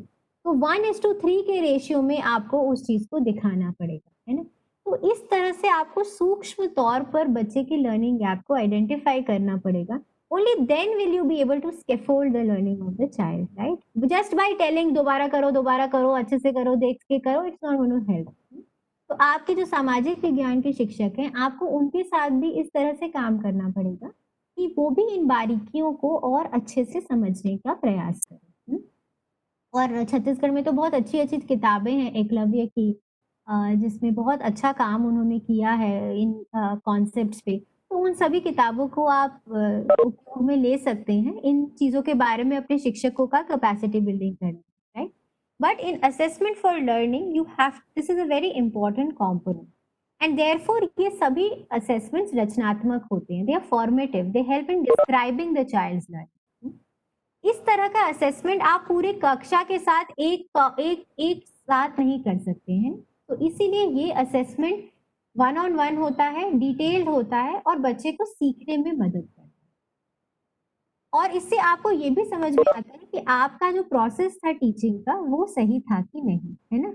अगर आपको लगा कि ये 1:3 का एग्जाम्पल तो बहुत कॉम्प्लिकेटेड है मैडम, ये तो हमारे बच्चे को समझ में नहीं आए, तो हमें कुछ और करना पड़ेगा. हमें उनके साथ कुछ खेल खेलना पड़ेगा. हम उनको बोलेंगे चलिए हम एक कक्षा में किसी कमरे में चलते हैं और वो कमरा ऐसा हो जहाँ पे हम देखें कि लेंथ और ब्रेथ उस कमरे की एक जैसी ना हो. तो अगर आपके स्कूल में कोई भी छोटा कमरा है आप वहां पे चले जाएं. अब आप बच्चे को कहें कि ठीक है आप एक तरफ का लेंथ मेजर करो, एक तरफ का ब्रेथ मेजर करो. अब ये इतना बड़ा लेंथ तो तुम इस पे बना नहीं पाओगे अपने टेक्स्ट बुक अपने कॉपी में. तो अब इस लेंथ को कैसे दिखाओगे अगर आपने से 6 फीट बाई 10 फीट का आपका कमरा है. तो अब आप बच्चों से ये बात करो, अच्छा ये 6 फीट को हम अगर 1-1 सेंटीमीटर का 1-1 फीट दिखाएं तो हम इसको 6 सेंटीमीटर के तौर पर दिखा सकते हैं. और 10 फीट को हम अगर 1-1 सेंटीमीटर के तौर पर दिखाएं तो हम 10 सेंटीमीटर दिखा सकते हैं, राइट. तो you make the child, you give a simpler example to the child to understand the same idea of proportionality. So as a teacher, you have to have all these things at your fingertips so that you will be able to modify your own teaching process.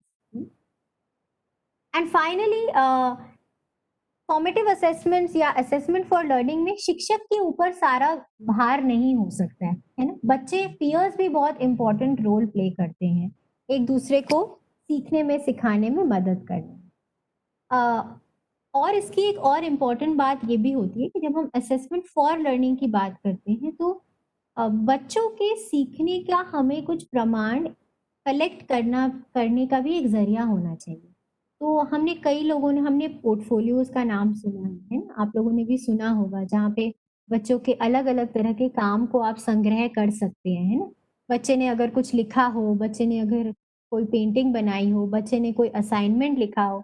शुरू में वंदना ma'am कह रही थी कि projects करते हैं, assignments करते हैं. इन सब चीज़ों को आप वहाँ इकट्ठा कर सकते हैं जिससे ये समझ में आए कि बच्चा सही मायने में किन चीज़ों में निपुण है और किन चीज़ों में उसको और मदद की ज़रूरत है. तो assessment for learning is all about helping the child learn to become a better student, to become a better learner, and helping the teacher reflect to become a better teacher. Can anyone tell me what is this? Who is this? किसी ने देखा है इस शख्स को? कोई sports lovers?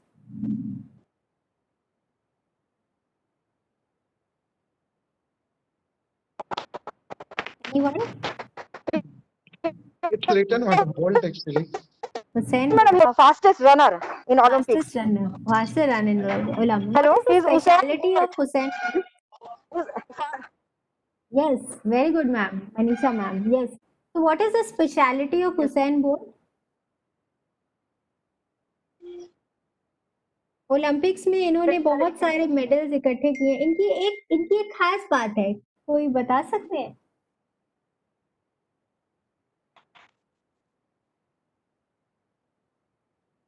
Anyone?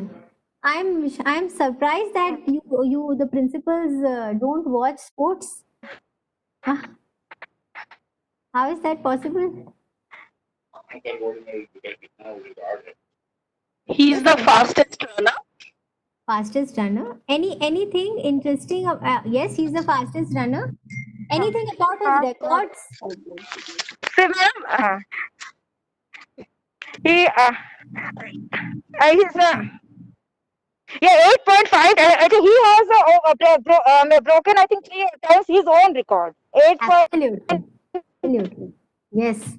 Absolutely correct. 2 seconds is Yes, it is absolutely a correct. recent, I think so. Yes. He has broken his own record, madam. Champion. Yeah. Yes. Very nice.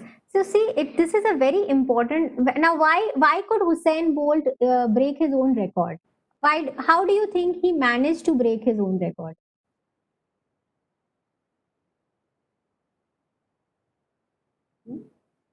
ऐसे कैसे हुआ होगा कि उसने अपने खुद का रिकॉर्ड ब्रेक किया?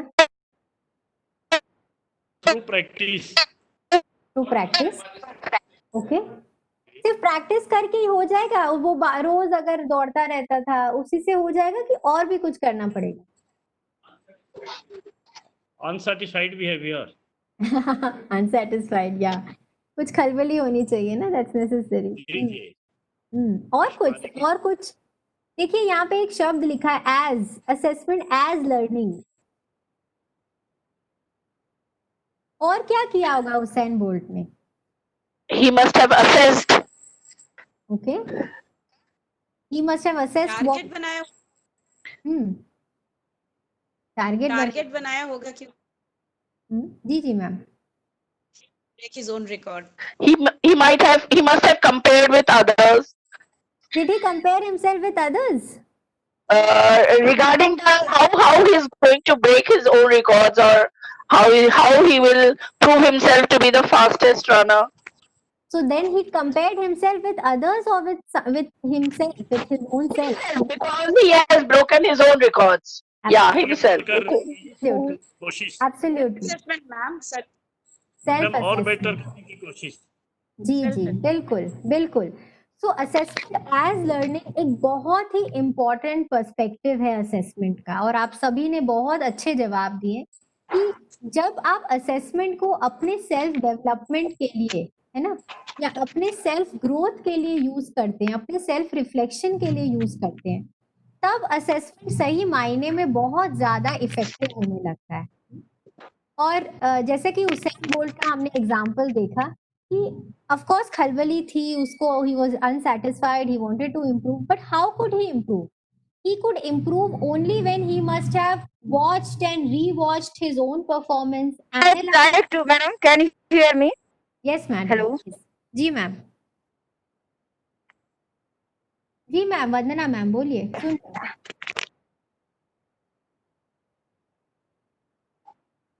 बोलिए ma'am. Madam, actually, I was quoting H.W. Longfellow's this poem, Assam of Life. The lines were still achieving and still pursuing. So, achieving one's goal and again pursuing for new goals, new achievements. This thing should be kept in mind. Absolutely. So, how can we make our children in schools pursue this, still achieving and still pursuing? How can we motivate our children to do this in schools? Is the real question for us, right? What can we do that children in our school are not only motivated but they are empowered to do this assessment as learning, right? Now it is so important कि आज के ज़माने में जब हम देखते हैं कि इतना स्ट्रेस है, इतना डिप्रेशन है बच्चों को कि फलाने ने मुझसे अच्छा कर लिया, ढिमकाने ने मेरे से बेहतर, उसको टीचर ने अच्छा बोल दिया, है ना? इस तरह का जो माहौल बना हुआ है बिकॉज़ ऑफ सोसाइटल प्रेशर और बिकॉज़ ऑफ पीयर प्रेशर, इसमें अगर हम बच्चों में ये चीज़ बच्चों को मेंटोर कर पाएँ, काउंसल कर पाएँ, आप में से कई लोगों ने कहा कि शिक्षा का मतलब केवल नॉलेज नहीं होता है, तो असेसमेंट में भी केवल नॉलेज इम्पोर्टेंट नहीं है। लेकिन व्यक्तिगत तौर पर how do we help children build this understanding कि आपको खुद के साथ ही कंपैरिजन करना है अपना। आप अगर पिछले टर्म तक या पिछले महीने तक गणित में 2 कॉन्सेप्ट समझते थे, क्या आप अगले टर्म में और 3 कॉन्सेप्ट समझते हैं कि नहीं, है ना? तो हमें पूरी की पूरी जो हमारी शिक्षा प्रणाली में जिस तरह से हम असेसमेंट कर रहे हैं, उसमें हमें कम से कम बच्चे को मार्क्स देना है, ग्रेड्स देना है। अगर हम ऑफिशियल पर्पस के लिए कर रहे हैं, करिए, उसमें कोई मनाही नहीं है, उसकी अपनी चुनौतियां हैं। When we discuss CC we will talk, but the spirit of assessment, which is improvement, which is self analysis, self reflection, that should go to our children. They should be able to understand कि मुझे खुद से compare करना है खुद को, मुझे खुद से I want to become a better version of myself than what I was, right? And this is not only true for children, this is true for teachers, this is true for principals, this is true for all of us, that we have to internalize assessment as learning, because you are your best judge, you are your best critique, right? So you have to become a better version of yourself, and you can only do that if you are using assessment as learning. You are constantly assessing yourself, not to make yourself feel hurt or depressed, but to make yourself better, huh? So this approach of assessment as learning is based on very solid research of the last 20-25 years, and it has been found that when students are assessing to reflect on their own strengths and weaknesses, they are actually improving a lot in their learning, because they NCF की भी बात करते हैं कि आप लोगों ने पहले दूसरे सेशन में ये बात की थी कि नेशनल करिकुलम फ्रेमवर्क ये कहता है 2005 की aim of education is to become independent in thought and actions, है ना?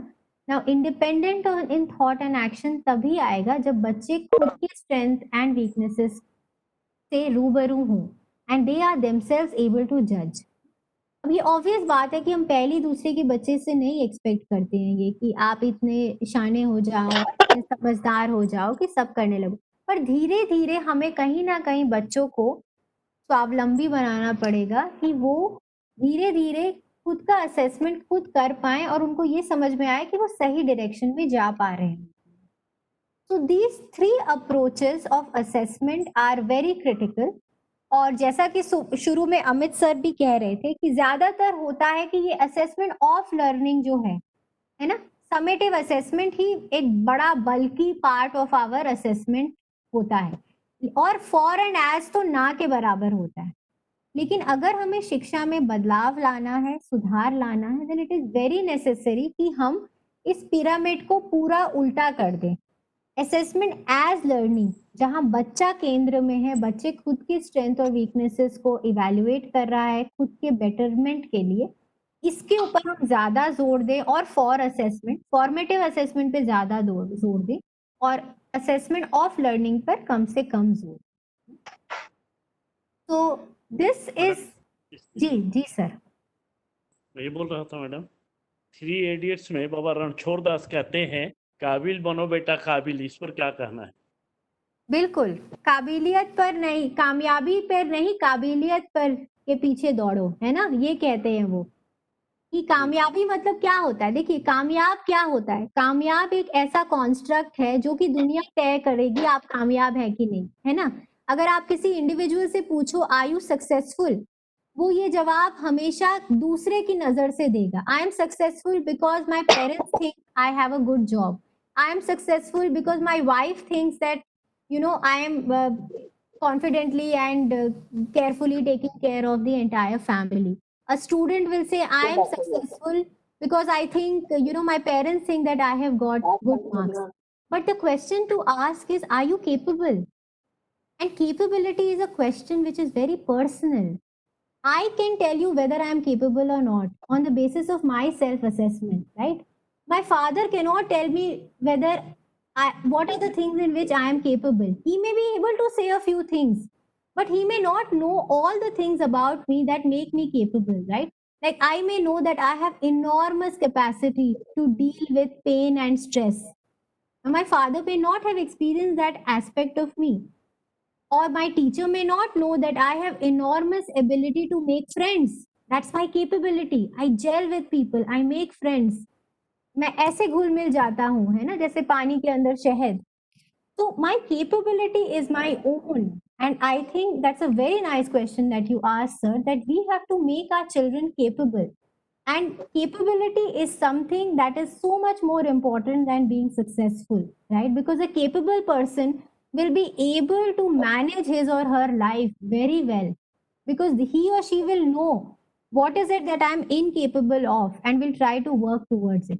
But a successful person will be so obsessed with whether he or she meets the standards, the yardsticks of success set by others, that he or she will be constantly trying to measure himself up against certain standards. And sometime or the other, he will fall short. People will say, well, you don't earn well enough. Well, your marks were not good enough.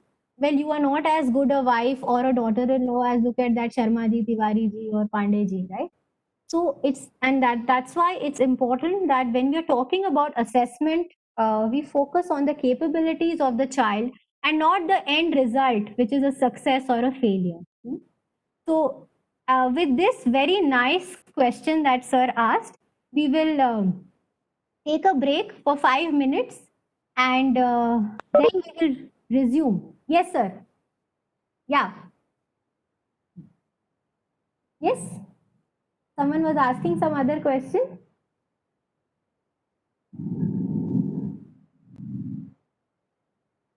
Okay, so we will take a very quick break of 5 minutes, and then we will start with our next session, which is on how do you design good assessments. Okay, so anyone wants to take water break, bio break, this is your time. And I'll also have a hot glass of water, and then we will resume in 5 minutes. Okay, please kahin jaiyega mat, we will come back in 5 minutes. सब लोग Start.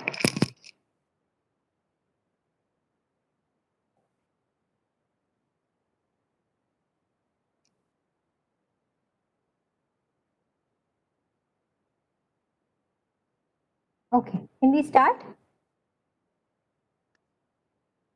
Yes, ma'am. Okay okay okay, thank you ma'am. So अब हम ये अभी तक हमने बहुत conceptual बातें कर ली हैं.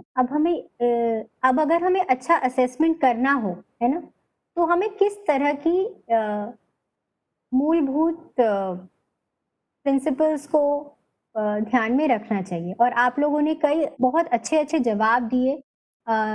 NK तिवारी ने, अंजू जी ने, अमित ने, नागेंद्र जी, उषा जी, रत्ना जी, और भी कुछ ईमेल आईडीज थे जिससे मैं नाम नहीं समझ पाई, लेकिन कई साथियों ने बहुत अच्छे जवाब दिए.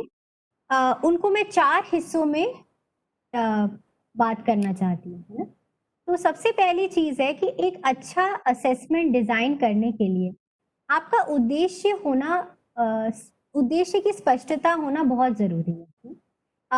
और जैसा कि रत्ना बोस मैम ने अपने आंसर में लिखा था कि असेसमेंट शुड बी पर्पसफुल, और इनका पर्पस होना चाहिए कि किस तरह से लर्निंग आउटकम्स को सुधार सके, है ना. तो ये आप तभी कर पाएंगे अगर आपको ये पता हो लर्निंग आउटकम्स क्या होते हैं. और अगर आपको पता हो लर्निंग आउटकम्स क्या होते हैं, तो आपको ये भी पता होगा कि लर्निंग आउटकम्स में नॉलेज, स्किल्स, डिस्पोजिशन सभी कुछ है.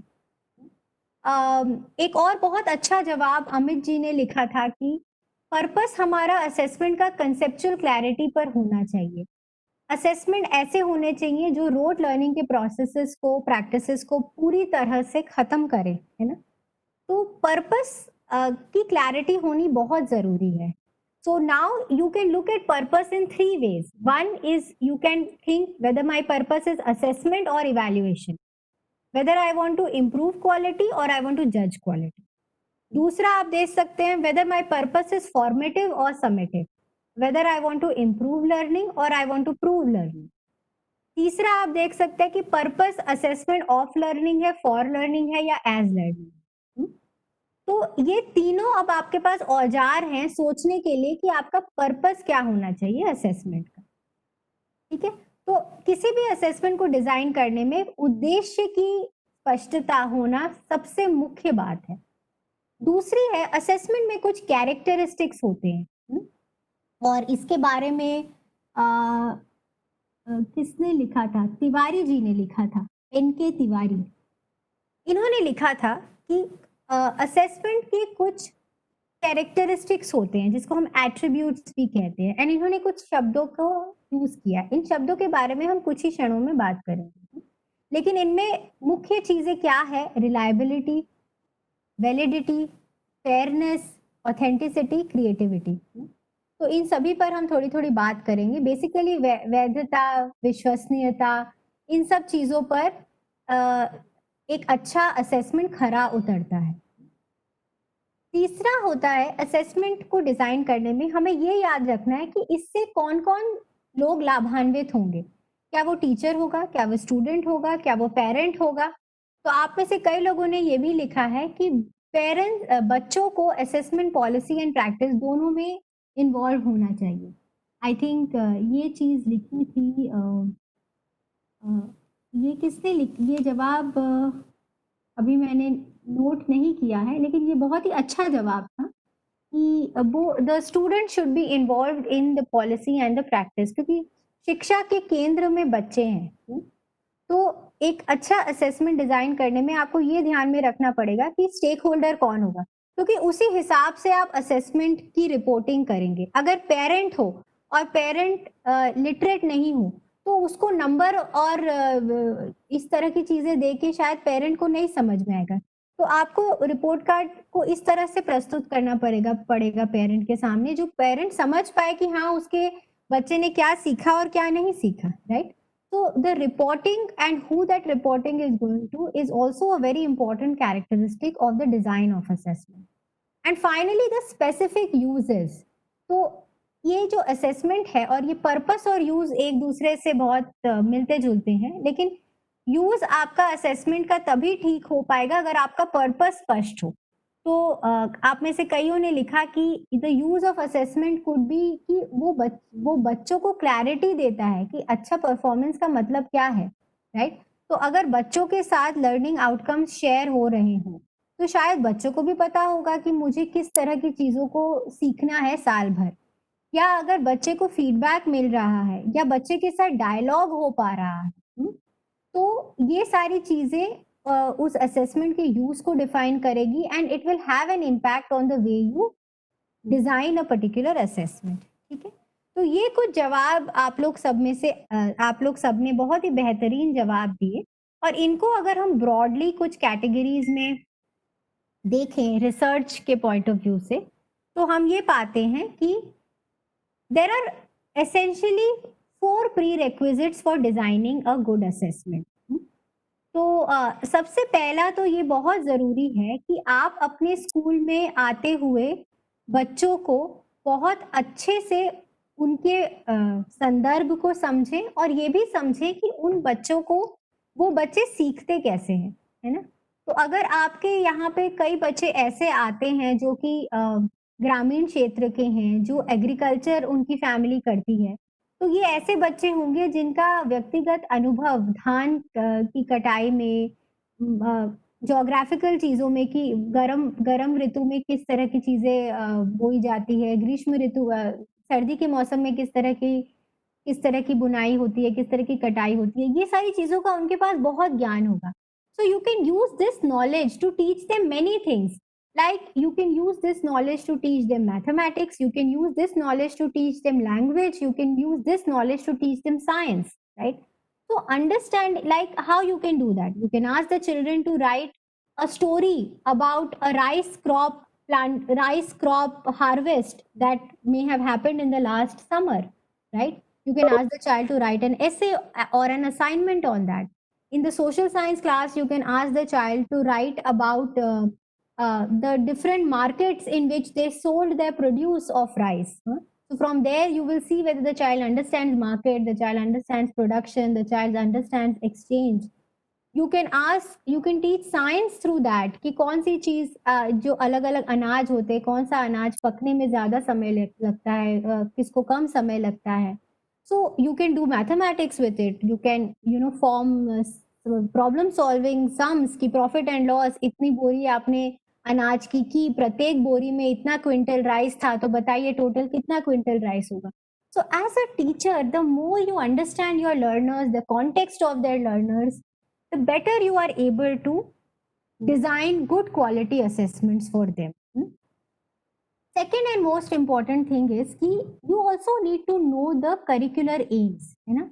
तो आप जितना बेहतर बच्चे को जानेंगे आप कर पाएंगे. दूसरा है कि आपको शिक्षा के उद्देश्य और लर्निंग आउटकम्स, जैसा कि मैडम भी कह रही थी, हमारे छत्तीसगढ़ में हम एनसीईआरटी के लर्निंग आउटकम्स फॉलो करते हैं. तो इन लर्निंग आउटकम्स की स्पष्टता होनी बहुत जरूरी है ना. तीसरा वो जो बहुत जरूरी है वो है हमें ये पता होना चाहिए कि पेडागोजी अच्छी कैसी होती है. क्योंकि अगर हम ये कह रहे हैं कि असेसमेंट और टीचिंग लर्निंग साथ साथ में चलना है, तो फिर हमें अच्छा शिक्षण कैसे किया जाता है इसका भी समझ होनी चाहिए. And we did have a session on pedagogy, pedagogical principles. आप लोगों ने बहुत सारी चीजों पे बात की. तो इन सभी चीजों का ख्याल एक अच्छे शिक्षक के पास होना चाहिए, क्योंकि जब तक आपकी कक्षा अच्छी नहीं होगी आपका मूल्यांकन घिसा पिटा ही होगा. अगर आप पढ़ाएंगे ही तथ्यात्मक चीजें और रटाना, तो फिर आप बच्चे का मूल्यांकन कंसेप्चुअल क्लैरिटी में नहीं कर सकते हैं. तो पेडागोजी को सुधारना बहुत जरूरी है, और पेडागोजी के अंदर असेसमेंट अपने आप फिर सुधरता चला जाएगा.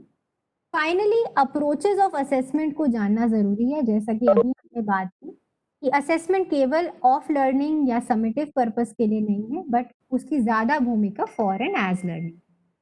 और फाइनली जो सबसे महत्वपूर्ण बात है कि हमें इन चारों चीजों के बीच का अंतर संबंध समझना भी बहुत जरूरी है. कि जब हम एक करिकुलर एम की बात करते हैं, जैसे independence of thought and action, तो हमें ये समझना है कि independence of thought and action को अलग अलग विषय में किस तरह से बच्चे में डेवलप किया जा सकता है. तो क्या साइंस की क्लास में उसको इंक्वायरी करने की आज़ादी दी जा सकती है? क्या सोशल साइंस की क्लासरूम में उसको अभिव्यक्ति करने की आज़ादी दी जा सकती है? क्या गणित की कक्षा में उसको एक से अधिक तरीकों से जवाब देने की आज़ादी दी जा सकती है? So when we are talking about independence of thought and action, we have to see how does that independence translate into various subjects and various classroom processes. We also have to see that in these classroom processes, teacher किस तरह से informal तरीके से बच्चे का assessment करे, जिससे बच्चा भयभीत नहीं हो, फियरफुल नहीं फील करे, लेकिन उसको लर्निंग में सपोर्ट मिले टीचर का, है ना. तो अगर बच्चा अपनी अभिव्यक्ति कर रहा है से किसी सामाजिक सिचुएशन पर, से सपोज अभी कोरोना वायरस को लेकर के कितना कुछ चल रहा है, अभी पिछले कुछ रोज कितनी बात होती थी कि क्यों कुछ जगहों पर इतने बड़े बड़े प्रोसेशन और गैदरिंग करने की इजाजत दी गई. So there should be a critical analysis being done by the students. Why did this happen? Was it because of ignorance, or is it because the media tried to portray certain communities' gatherings more than the other communities? So these kind of analytical discussions can happen in the classroom, and the teacher can then help and scaffold the child in seeing कि बच्चा सही argument place कर पा रहा है या बच्चे का argument किसी भी तरह का प्रेजुडिस या बायस के साथ आ रहा है ना. सामाजिक विज्ञान में ये कई बार होता है कि बच्चे सुनी सुनाई बातों से या व्हाट्सएप में ये जो ऊटपटांग फॉरवर्ड्स आते हैं, इसको देख करके इनकी एक धारणा बन जाती है कि फलाने समूह के लोगों ने कुछ किया है या किसी समाज के लोगों ने कुछ किया. इन चीजों को प्रश्न करना बहुत जरूरी हो जाता है एक कक्षा में, है ना. और इसको अगर आप असेस कर पाए कि your child in your classroom is having a certain thought process, you will be able to scaffold the child better.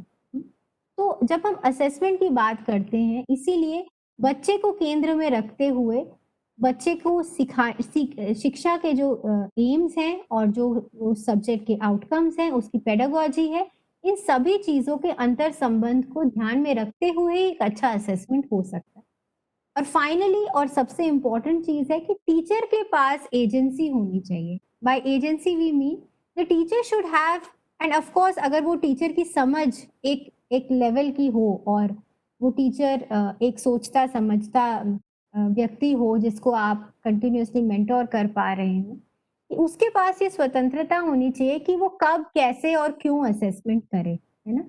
तो स्कूल में कुछ प्रोसेसेस होते हैं कि हाँ हमें मंथली परीक्षा लेनी पड़ती है, से साल में 4 बार लेनी पड़ती है, लेकिन जो डे टू डे असेसमेंट शिक्षक करता है, इसमें शिक्षक की पूरी उसके पास इंडिपेंडेंस होना चाहिए। So these are certain prerequisites for designing quality assessment, है ना। जब तक ये चीजें हमें नहीं समझ में आएगी कि बच्चे कैसे सीखते हैं, अच्छा शिक्षण क्या होता है, सीखने के उद्देश्य क्या हैं, असेसमेंट के अलग अलग अप्रोचेस क्या हैं और इन सभी के बीच में अंतर संबंध क्या है, हम अच्छा असेसमेंट नहीं कर पाएंगे, है ना। इसीलिए ये सेशन भी इन सारी सेशंस के बाद हुआ कि एक तरह से हम एकाग्रता के साथ इन सभी चीजों को एक साथ लेकर असेसमेंट को और बेहतर समझ। तो नाउ एक अच्छा असेसमेंट करने के जो एट्रीब्यूट्स होते हैं वो क्या होते हैं। तो सबसे पहली बात जो हमने की कि एक अच्छा असेसमेंट बच्चे को हिंट देता है, सजेशन देता है, प्रॉम्प्ट देता है कि वो अपनी सोच को आगे बढ़ा सके और डेमोन्स्ट्रेट करने का मौका देता है और फीडबैक और इनकरेजमेंट देता है ना। तो एक अच्छा असेसमेंट और जिसमें आप बहुत खुले ओपन एंडेड प्रश्न पूछते हैं जिसके सीधे फिक्स्ड आंसर नहीं होते, लेकिन बच्चा अपनी विवेक से, अपनी कल्पना से, अपने अनुभव से जिसके जवाब दे सकते हैं। तो जो बात मैं अभी तक करती आई थी कि एक अच्छे असेसमेंट को बच्चे को स्कैफोल्ड करना आना चाहिए, है ना। जैसे कि अगर आप ये बिल्डिंग देखें, ये ढांचा देखें, तो उसमें एक तरह का जाली बना हुआ है जो उस बिल्डिंग को सपोर्ट कर रहा है ना। तो एक अच्छा असेसमेंट को भी बच्चे के लर्निंग को इसी ढांचे के तौर पर सपोर्ट करना आना चाहिए। So any good assessment should scaffold the child's learning. Okay, this is the first important principle while designing assessment.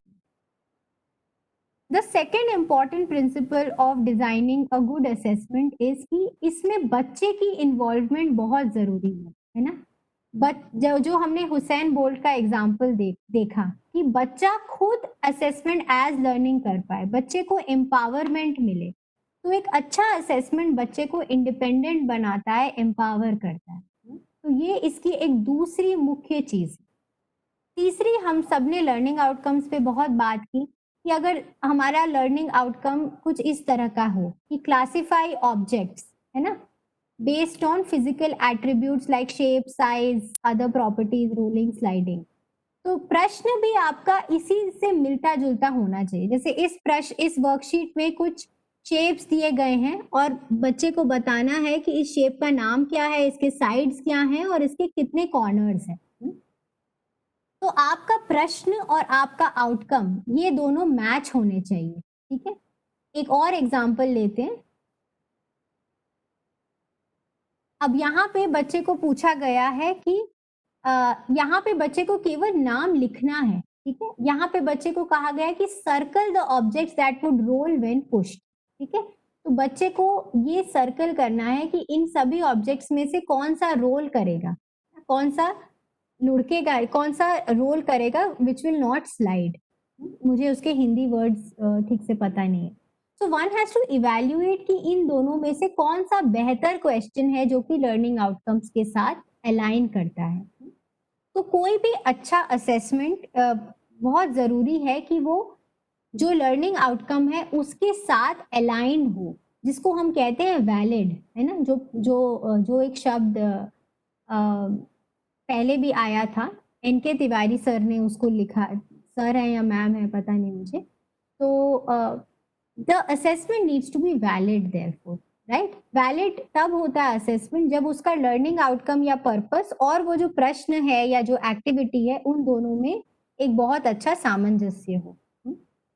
तो अगर आपको बच्चे का गणितीय शक्ति असेस करना हो और आप बच्चे को 5 प्रॉब्लम सम्स दे दे कि 25 + 45, 46 + 56, 36 + 39, आप उससे बच्चे की मैथमेटिकल एबिलिटी नहीं असेस कर रहे हैं, आप केवल ये असेस कर रहे हैं कि बच्चे को बार बार एडिशन एक ही तरीके से कर सकता है कि नहीं। पर अगर आप बच्चे को ये बोलें कि आपके पास एक नंबर है 55, अब आप अलग अलग तरह के गणितीय प्रक्रियाएं सोचे जिससे ये नंबर 55 आ सके। So think of different ways of arriving at the number 55.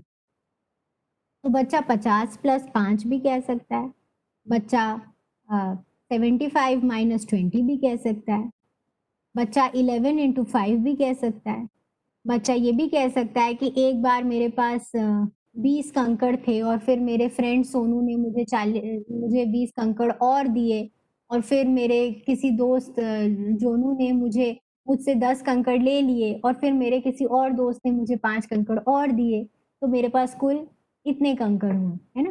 तो कई तरीके से आप बच्चों को प्रश्न पूछ सकते हैं और इससे आपकी मैथमेटिकल एबिलिटी भी वैलिड तरह से टेस्टेड होगी, है ना। So it is very important to keep the learning outcome in mind and design an assessment which is aligned to its purpose. चौथी जो इम्पोर्टेंट चीज है डिजाइन प्रिंसिपल में वो ये है कि आपकी असेसमेंट में किसी भी तरह का पूर्वाग्रह नहीं है। अब पूर्वाग्रह कई तरह से क्रीप इन करता है। अगर आपको लगता है कि कोई बच्चा बदमाश है तो आपको लगता है वो सभी सब्जेक्ट में बदमाशी करेगा। अगर आपको लगता है कि कोई बच्चा गणित में तेज है तो आपको लगता है कि वो सभी सब्जेक्ट में तेज होगा। ये कुछ इस तरह के पूर्वाग्रह हम फॉर्म कर लेते हैं।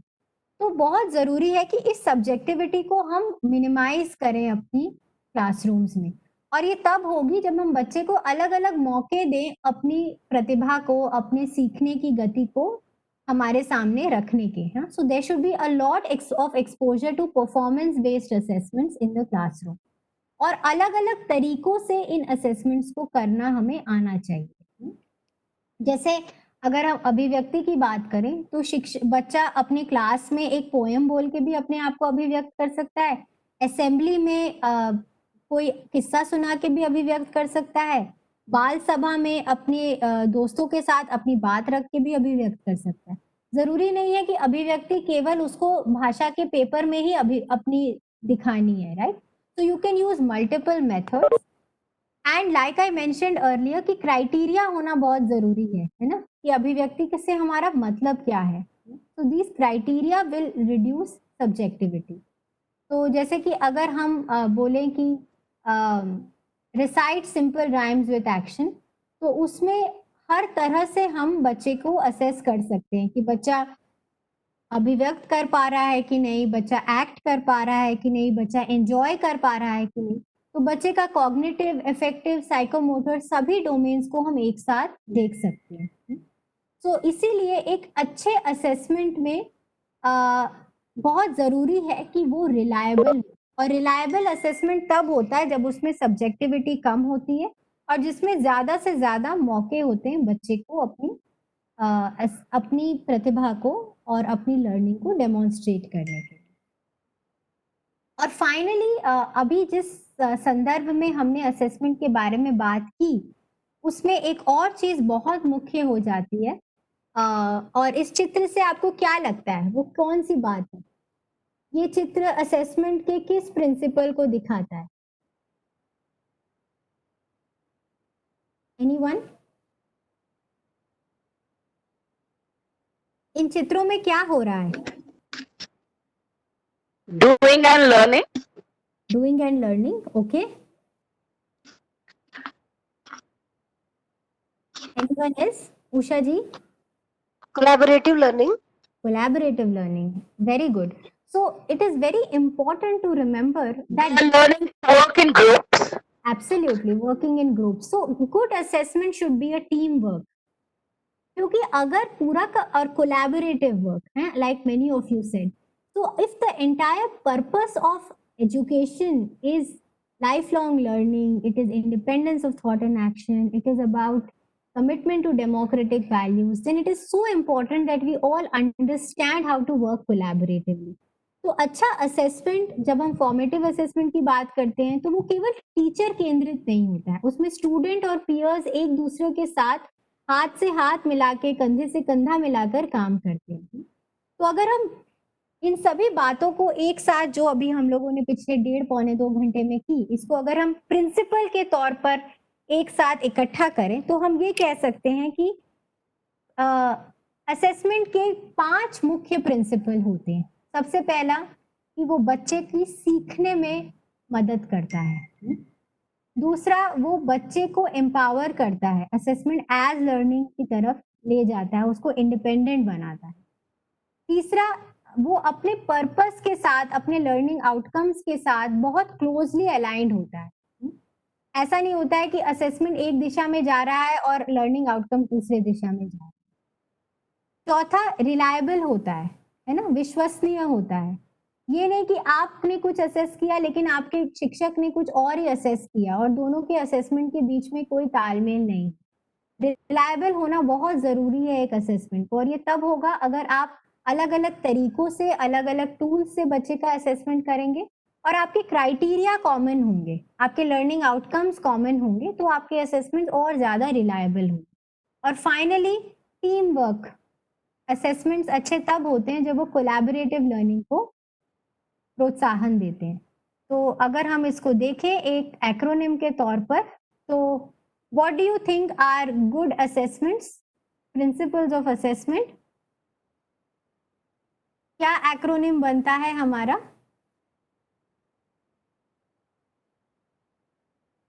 एनीवन?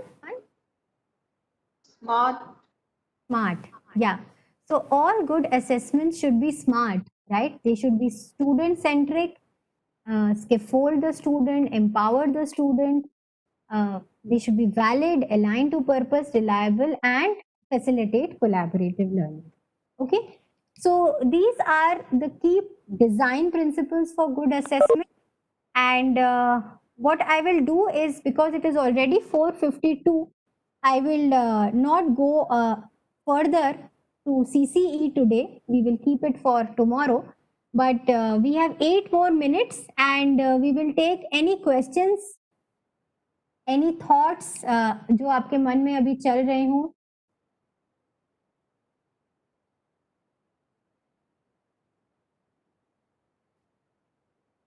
जो अभी तक बातें हुई उसको लेके आपके कोई थॉट्स, कोई विचार? Our assessment and evaluation are generally based on quantity, not on quality. We always talk about quantity only. Even when we talk about 12th result of CBSE also 99%, and we talk about numbers always, not of the quality. So do you think आपकी we should- slides copy.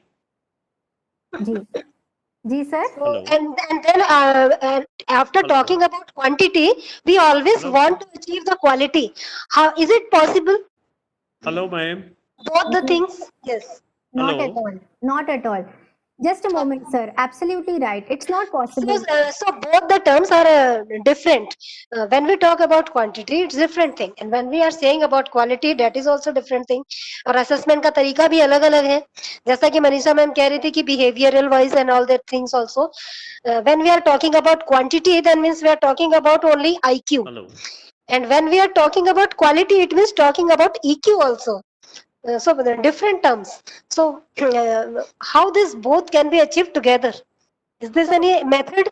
What do you think, ma'am? Absolutely. See, assessment is both about the product of learning and the process of learning, right? So like the many examples that I gave, that when you are, say, working with a child in mathematics, now you may have taught the child 4 mathematical operations: addition, subtraction, multiplication, and division. You can administer a simple worksheet and understand what is the accuracy rate of the child. So if you are given 10 questions in the worksheet, you can see the child has got 8 on 10. So you do a quantitative assessment. But then when you look at the responses of the child, then you're able to do a qualitative assessment of how the child is thinking about each question. So for instance, if you are seeing a pattern that the child is only reading the last word of the sum altogether or each or left behind, and the child is simply adding, madam आवाज subtracting नहीं आ or रही है. Excuse me, ma'am. Yeah. May I say one thing? yeah, can you hear me? Ma'am, may I give an example of my own child? Yes ma'am, why not? She was in class 1. वो क्या करती थी class में, जैसे exam के time पे addition का जैसे था 3 वाला डबल लाइन एडिशन जो होता है, तो वो ऐड कर, जो क्वेश्चन पेपर में क्वेश्चन दिया है वो उसको नहीं लिखती थी, वो अपने मन से डिजिट्स चेंज कर देती थी, बट वो एडिशन वो प्रॉपर करती थी. जब मैं देखने गई एज अ पेरेंट, तो मैंने कहा एडिशन तो ठीक है, 5 + 2 7 आएगा, ऐसा मतलब वो जो प्रोसेस है, वो जो आप कॉन्सेप्ट की बात करिए, concept is clear but she change the digits. So she's very smart. So tomorrow what I will do is I will also give you some examples of how to do quantitative and how to do qualitative assessment. Okay. So maybe Okay. share with you some tangible examples also. Yeah. Sir, yes, someone else was saying something. Sir, एक sir भी कुछ बोल रहे थे.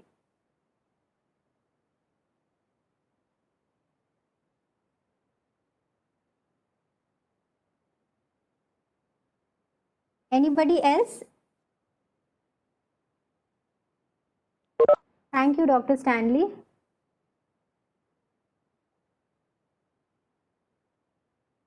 Anyone else?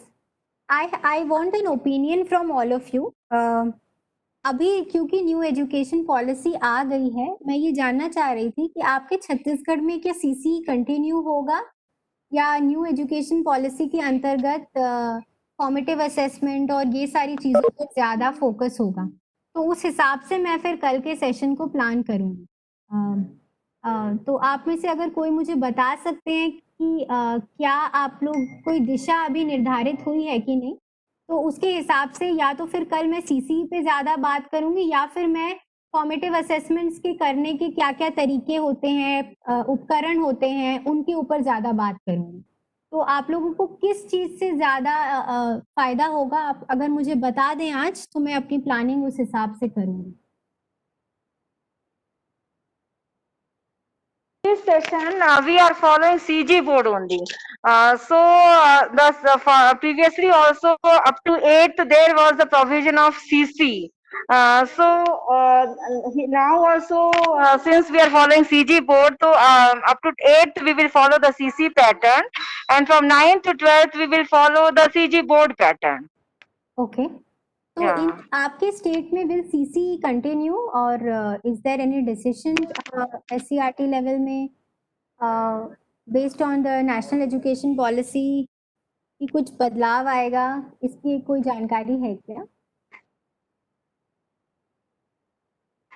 The SCRT authorities will only say still, because it is the education is in concurrent list, so state has still not decided. So far we are not knowing about any such decision being taken. Okay, madam. Okay. So for tomorrow, what do you want me to focus more on the methods of doing CC, or you want us to discuss the challenges and all of that of CC? Or should we talk more about the different methods of doing authentic assessments in the classroom, which can benefit your teachers?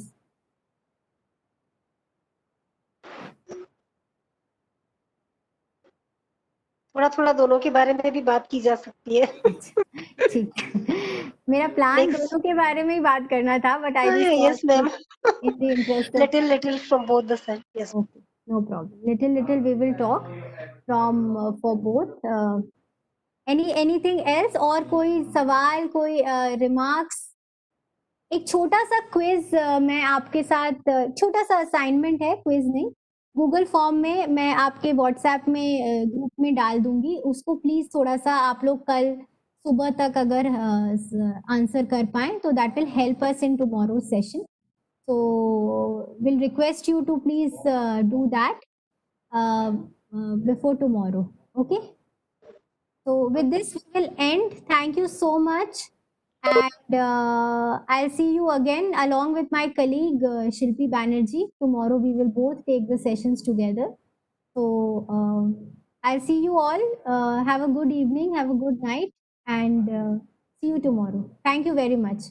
Thank you, ma'am, for this sharing your all experience and information with us. Thank you. Thank you. So tomorrow we will meet again. Thank you very much. Thank you, sir.